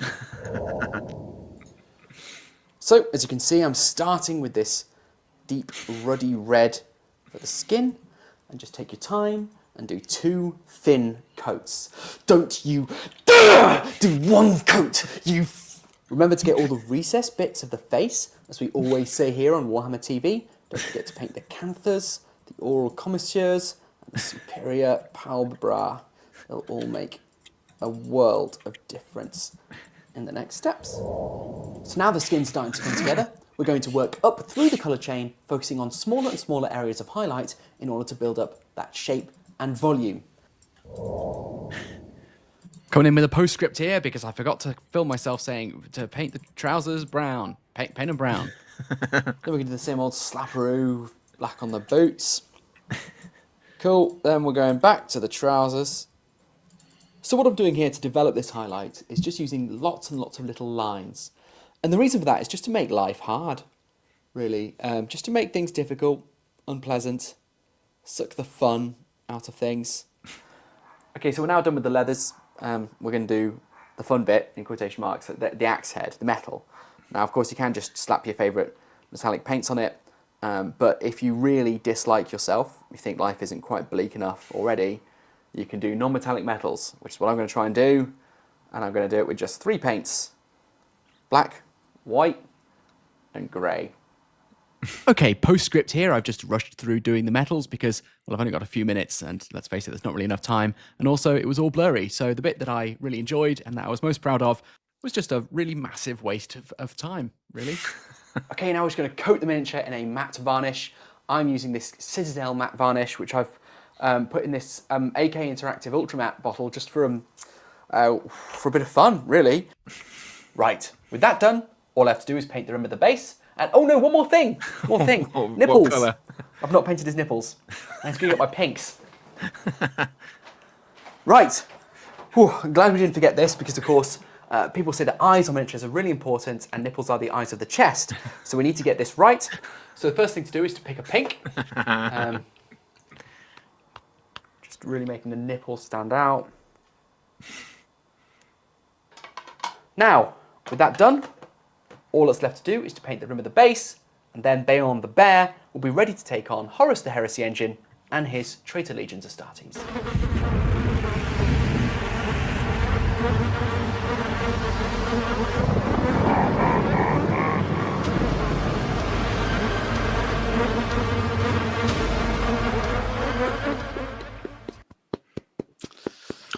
What was the honeybee thing at the end? Is there lots of buzzing bees? I don't get the reference. Well, I just wanted some sort of Warhammer TV-ish sound. Oh, it's it's and, like 40k pestilence or something, is it? Okay. It's exactly. It's from the Mortarion video they put out. So it didn't fit. Excellent stuff. That was very, very amusing. Very amusing indeed. Thank you very much. Very, very I enjoyed the Duncan references. They were very, very entertaining. Yeah. Can we steal the sound of the whoosh sound effect for every time that one of us talks? I want it to be like Alex, John, because that just really made me feel like it was high end production quality Warhammer TV that I was listening to there. I stole that sound from the Warhammer TV YouTube channel. So. Oh wow! We should have done like the last one where it's just not your face because you've started your own YouTube channel. So they don't show faces of the people anymore, just hands. Is that true? They don't do that. Oh my god! They don't give credit anymore. The abuse. It's like they don't put the names of staff members on the books anymore, right? Because the abuse they suffered. Well, that you see, Alex, that is not actually accurate. If you had watched my video of Matt Ward, he debunked that. I did watch a video with Matt Ward. Yeah, and he debunked that myth in that video. I must have missed that bit. Yeah, you must have done. He actually features a clip from your video. That video features in my next vlog. Oh well, there you go. I believe that the reason is actually although he didn't say this, he might have mentioned it off camera or something. I believe the reason is actually they don't want to make celebrities of their staff so that they can go off and make their own YouTube channels. Yes, that's what I'm saying. Oh. Like, you must. That's why, see if you look at who was it went first? Duncan and then Peachy. Duncan went did his channel, so now and they he also did his own show them paint anymore. It's just hands painting, isn't it? Yeah, I don't watch Warhammer TV ever, so it is quite naff. You absolutely nailed it. Where he said, so you say something along the lines of, and I painted progressively the lighter colours on increasingly high. It's like. That's how to highlight something. It's like it's so hard. How else do you explain it? But it's true. That's how they do it. It's also what I was going to do, and I sort of ran out of time. Was this because I've noticed quite a few times on their channel, particularly when they painted what's his face from the old world, the giant skeletal necromancer. Nagash. Nagash, thank you. And they paint what's obviously quite a complex process where they're fading 2 colors on his robes. So this sort of like ethereal green. They're like, okay, just start to, you can just get a glaze. You make a glaze out of paint, just start building it up, and you see him like do it like once, and then does that thing where it's like, and the entire model changes. They've clearly done loads of touch-ups and work between the 2 takes, and they just never explain how they did all this sort of magical painting techniques. It's very good, very good. Anyway, but you haven't sent Alex. Have you got any nice still images of your finished product? I don't. I'm sorry. So I've got. If you can make me full oh yes, screen, you've got. Yeah, absolutely, we can do that. Yeah, I think. Well, I can make you. I think that's. Yeah. That's so. So these I guys like are already done. That's really nice. Yeah, there are some of the colours in here I'm just so pleased with, to be honest. So I've gone with all these sort of like light pastel-y colours. So I've got this lovely, really light blue against that yellow, which I just think works really nicely.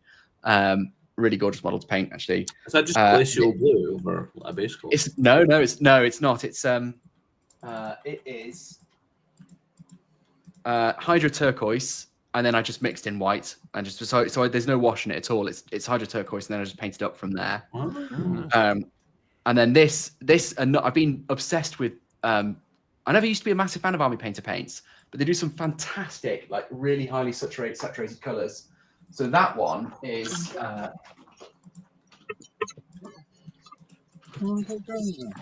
It's like these 3 paints. So if you can see, I think they're right back for some reason. Lava orange, inner light, and glowing inferno, and you just get this really bold, like let's get to focus, sort of poppy orange color, which I just really like. So you did Bjorn last time. Sorry, Grim Bjorn last time with the bear, and this time you've done Bjorn just on foot just and some Bjornings. That's so. it. The inevitable question here is, where's the big bear? I thought it's split for exactly the same reason as you, Harry. You said it's grim to do all your heroes first, and then realize you've just got all your troops to do. And so I decided that I would do just the man version this time with 5 Bjornings, and that means next time I'm doing the bear with 5 Bjornings rather than doing man and bear this week and then 10 Bjornings all in one go. Yeah, that's fair. I mean, also, God, this model was a nightmare to paint in comparison. Like the difference between it's not good. Sorry, I was going to interrupt, but yeah, basically Bjorn is not a great model, is it? It's I'm glad. I prefer that one to the other one, though. What, to Bjorn? Grim Bjorn? It's Grim Bjorn. Oh no, Bjorn. I prefer that Bjorn model. What compared to the bear? Do you mean? Is there not another one of them foot? No. That's sideways. I think this is it. That's the only one. Yeah. Maybe there is one. Maybe there is another one. I don't know. It would be a very rare model if it is. Am I fucking brain dead? Unless you're just mixing it. I don't recall there being another one, but I've obviously not been in the hobby for that long. No. Is there 2 bears? Is that what it is? No, I don't think so. Not that I know of. It's definitely 2. No, sideways axe one. Sideways axe one. Well, let me have. Can you send pictures into the chat, and I'll try and get them on screen. John, because I'd be very, very upset to find that there is a better Bjorn. It would be incredibly rare, though. We've lost Jack, by the way, just so you know. There are 2 Bjorn in man forms, apparently, but not different bears. I was just going to flag up my bear, you see, because I've got my Grinch bear, which I'm still very proud of. Yes. But I must say the actual man model, I was kind of I ummed and ahed about turning my Bjorn into a Grinch, but I was quite happy with the results because the actual model is just not very nice. So I don't think I'm desperate to do a Bjorn at any point. But that's my little Grinchy Bjorn. So I was quite happy with that. Just turned him into a little. Is that just green stuff all over? Yeah, it is just green stuff basically. Yeah, just fur, and it was actually really dead easy to. Well, I mean, it doesn't look amazing, but it looks fine. I did a little belly for him, which I was quite happy with. Yeah, that's cool. Yeah, but yeah, I'm very excited to see your Bjorn, because obviously the actual Bjorn model isn't anywhere near as good as Grim Bjorn, but I've actually ordered a third-party bear for Bjorn. I've ordered a second. So I've ordered two. The first one came. So this is the first third-party bear I got for Bjorn. But he's not really much bigger than Bjorn the man. He arrived. He's just this pathetic little bear. Look at him. Oh, that's what looks like a little bear cub. I mean, when you compare him that's to Grim tiny. That's tiny. Yeah, he needs to be like 3 times the size of that. Yeah. So then I ordered another one. And I don't know what I'll do with that one.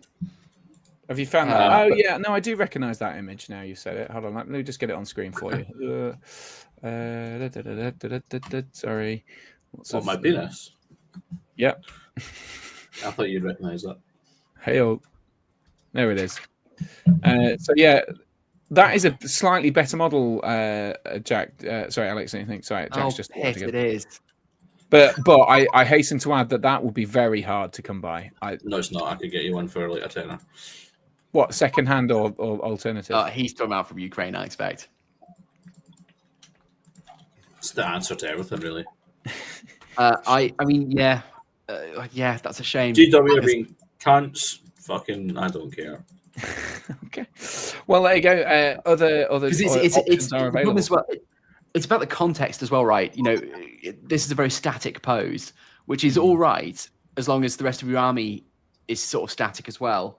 But all the rest of the army are in these like action poses, swinging axes, but it's worth ready to fight. I was just going to say it's worth remembering, Alex, that your Bjorn man model is going to be used for perhaps one turn. That's true. Yeah, and then that's it, and then you'll be using the bear for the rest of it. So it's true. I remember I painted Grim Bjorn, and I was like really, really proud of this model. I really like it. Definitely made. You'll never ever see the light of day. No, it won't. Yeah.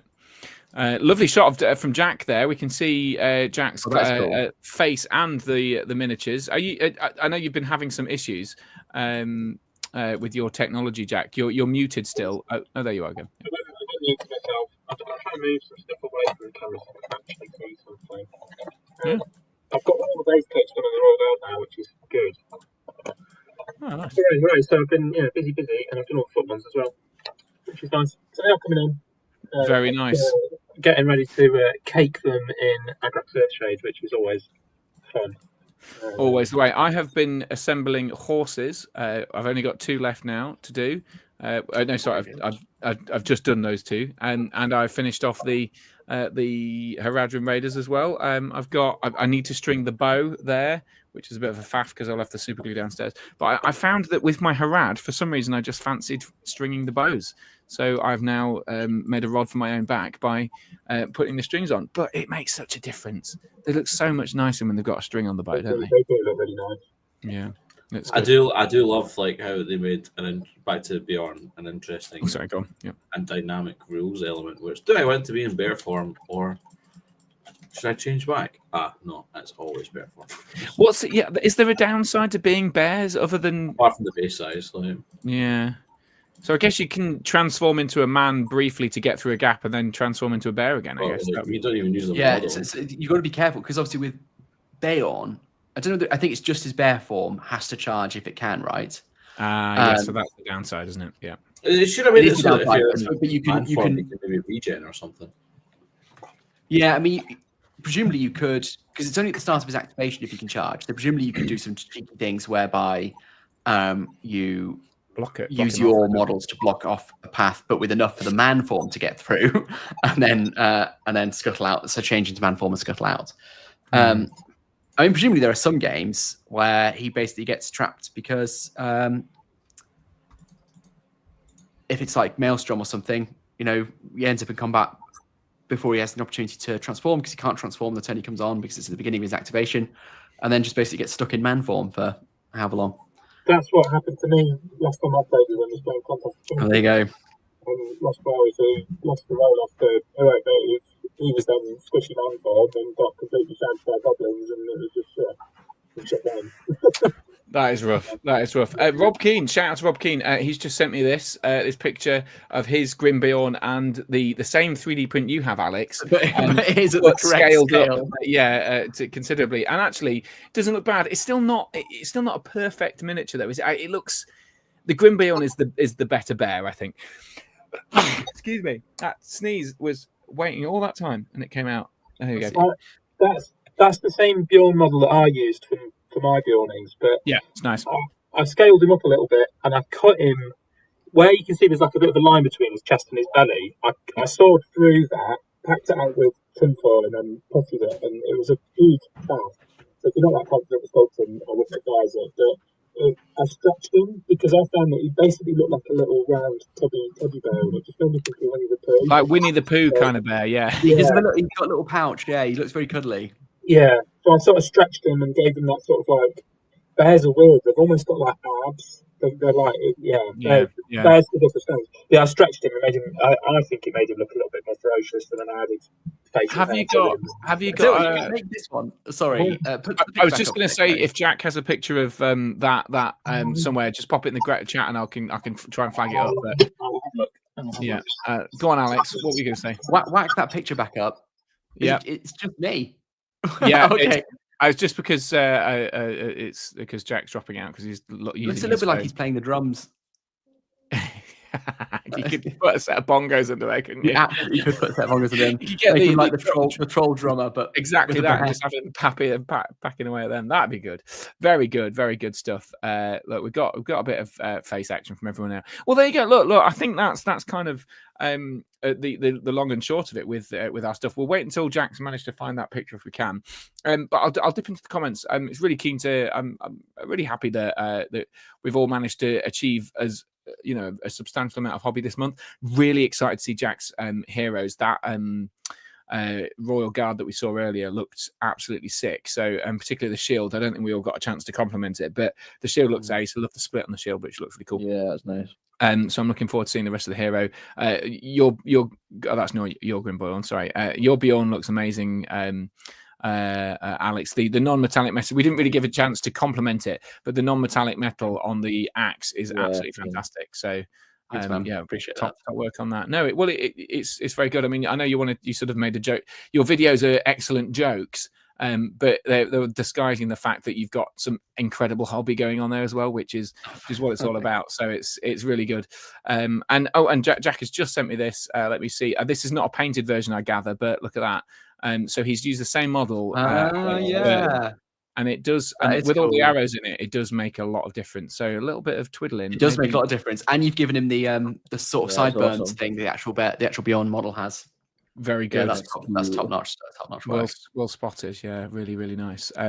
So yeah, some good stuff there. And John, everyone's been very complimentary about your lore as well. So I think all in all, so don't use ChatGPT next time. Exactly. Yeah, use your own heart and soul and put your thought into it. And so we enjoyed that. Take 12 hours longer. But you know what? And people who know you mostly for your latest sort of YouTube videos where you do sort of speed painting stuff, may not have seen the very early vlog. Or low effort vlogs. They may not know that some of your original videos were very deep into the lore and were really interesting. Yeah. So I love to see a little hint at that again. So it's really nice. I might just do like lore snippets like that then. In my vlogs. Yeah, do it. Yeah, do a little bit like that. I'd certainly enjoy listening to that. I'll probably reuse that. I'm saying, Alex, you should just re-release that video. I think you put it on your Patreon, don't you? Your videos that you've been using here. Is that right, Alex? Me? Yeah, that's right. Yeah. Yeah. Which is a great way of monetizing the content that you give out separately. Slide it off you. Just Harry, don't let them see behind the curtain. We need to. Yeah. No. Hey, look, it's here for free on my channel, so it's all good. But anyway, so let's just I'll just dip back into the comments just to see if there's any. I'll just have a quick glance, see if there's any obvious things that jump out. Someone made a comment that green stuff is not trademarked of GW, which is true, but it's still very funny. Lovely stuff. Cross IP stick contamination. Aeon also isn't an expert kit, but I had to pretend for the joke to work. Oh, is it not? Oh, well, you had me convinced. iWing said, making the nipples stand out. Really? There you go. Very good. Harrison UTV says, you guys are Warhammer TV. Well, that's very kind. Yeah. Rockin' Hobbits, girlfriend's ordered the full set of Artist Opus paints. I'm excited to try them. I didn't know that Artist Opus did paints, which I thought they only did brushes, but interesting. Presumably the pre-ordered means that Oh, they're It's- coming soon. wow, Yeah, there you go. I'm also quite excited by the is it AK that just released a whole range of true metallic metals, but they're like dryad. So you get the base metallic paint, an air version of the base metallic paint, and then you get a wash specifically tailored to that metallic, and then a dry brush paint specifically tailored to that metallic or a highlight paint. Very interesting. That sounds good. I'm not because I'm a slave to GW or don't want to try anything else, but I have such an enormous paint collection of Citadel that they just all work for me, and I can paint them directly out of the pot, which is so fantastic. Yes, it says Harry. Who needs a wet palette? I do occasionally use the wet palette, I'll be honest, but Can I say one thing about that? I don't disagree. That was exactly my thinking about a year ago. It's surprisingly easy to get paints, obviously from different ranges that exactly match the GW hue. Oh no, I don't care about that. But it's the literally because they have pots that I can get out of the lid. That is actually. I tried the palette a lot, and sometimes it works. Sometimes I do it and it helps, but sometimes I just want to bash stuff out and I just go pop, and it's good. Yeah. But anyway, there's some talked about the different Beyonds, third party Beyonds. Yeah, would things change if GW would provide real tournament support? I don't know what that was in reference to, but I doubt it. I feel these days 75% of armies are counterfeit models. I don't think that's true at all. I really doubt that's true.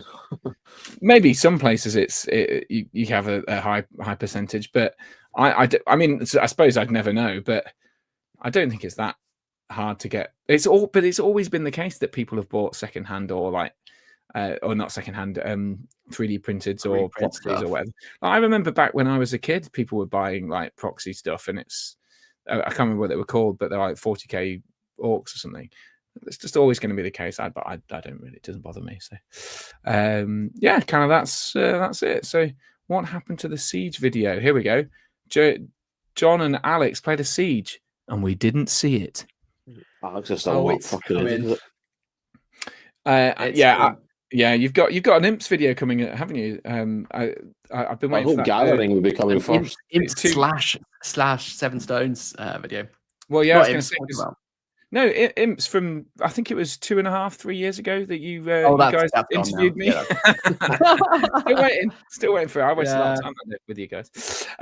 No, I'm fine. Well, there's always a video. A better tournament, then it would have made it. No, I can't even pretend. It's a fantastic, amazing tournament. I'm sorry. When's the gathering video? Sorry. When's your gathering video then? Yeah, that one's happening. That's happening. Very exciting. Sorry, Harry, I shouldn't have been talking. It's very good. No, it's fine. I'm very excited to see the videos. When you want to deliver videos, I will enjoy the videos. It's all fine. But there we go. I think that kind of brings us to the end of our 2-hour sesh.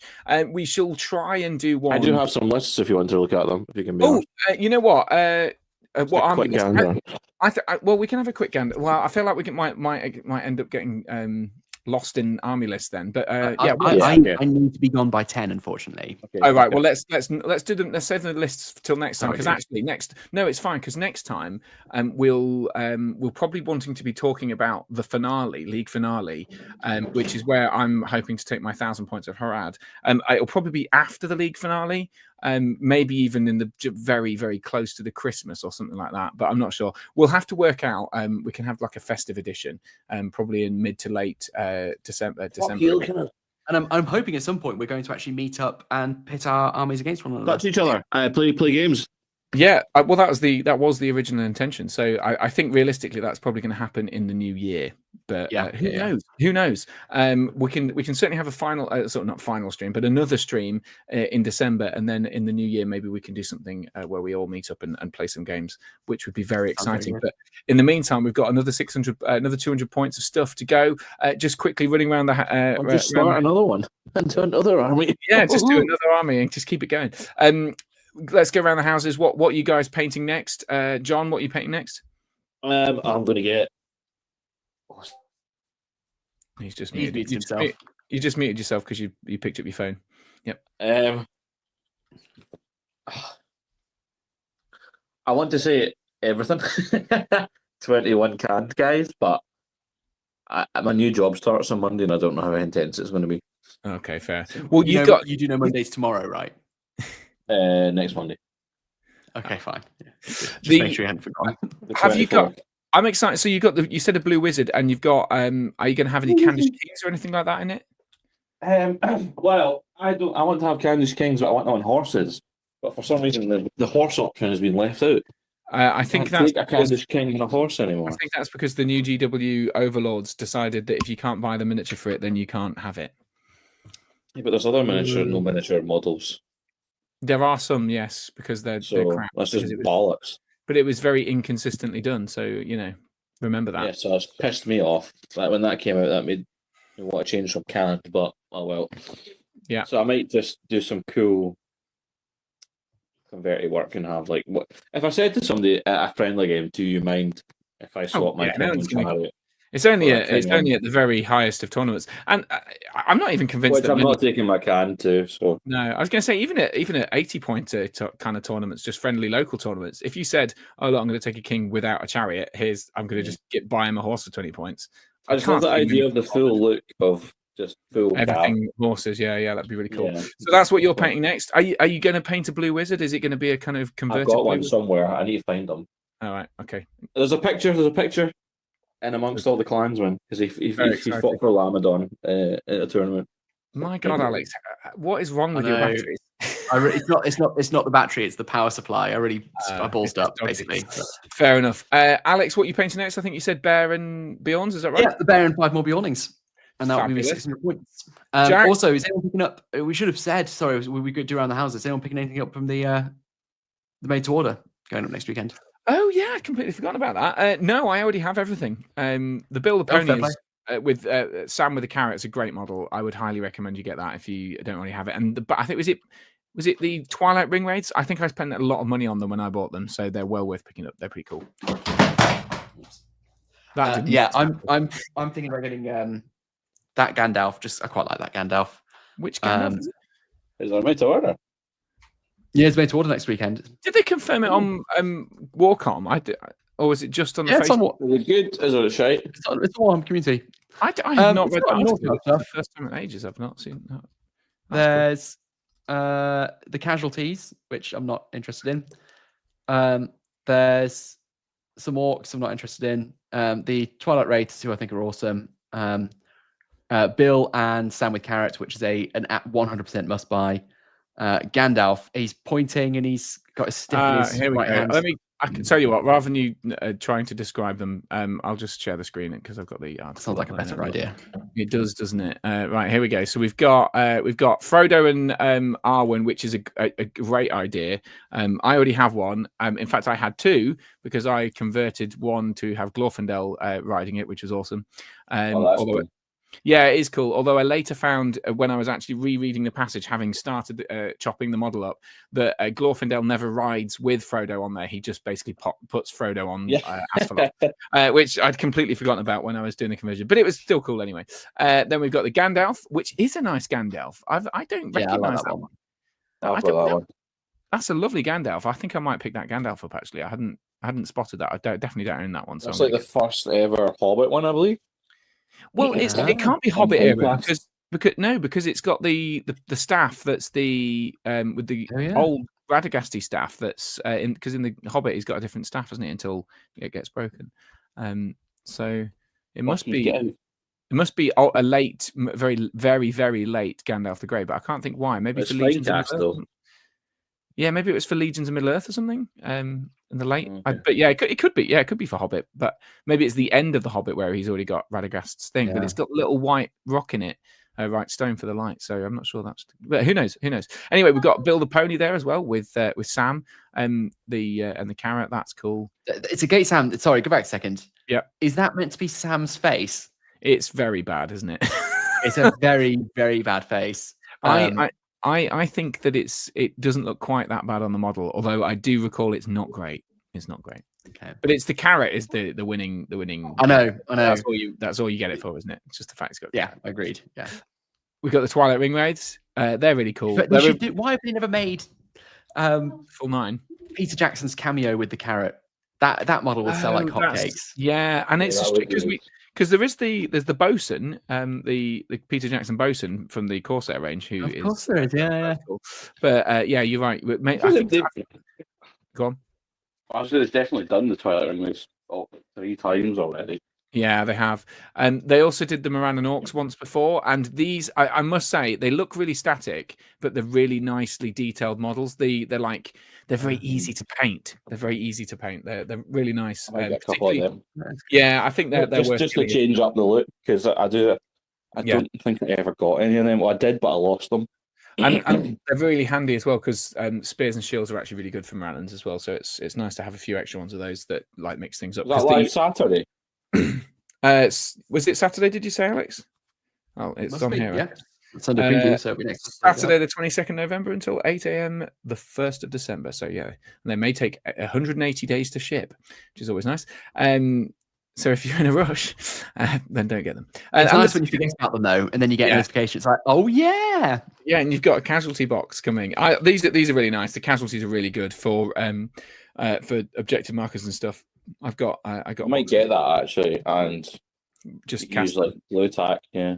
The dwarf that looks like it's posing. Yes, I think there was a meme earlier. Someone said, "Paint me like one of your French dwarfs." What are we betting on the cost then? Fucking the casualties. Fucking 40 quid.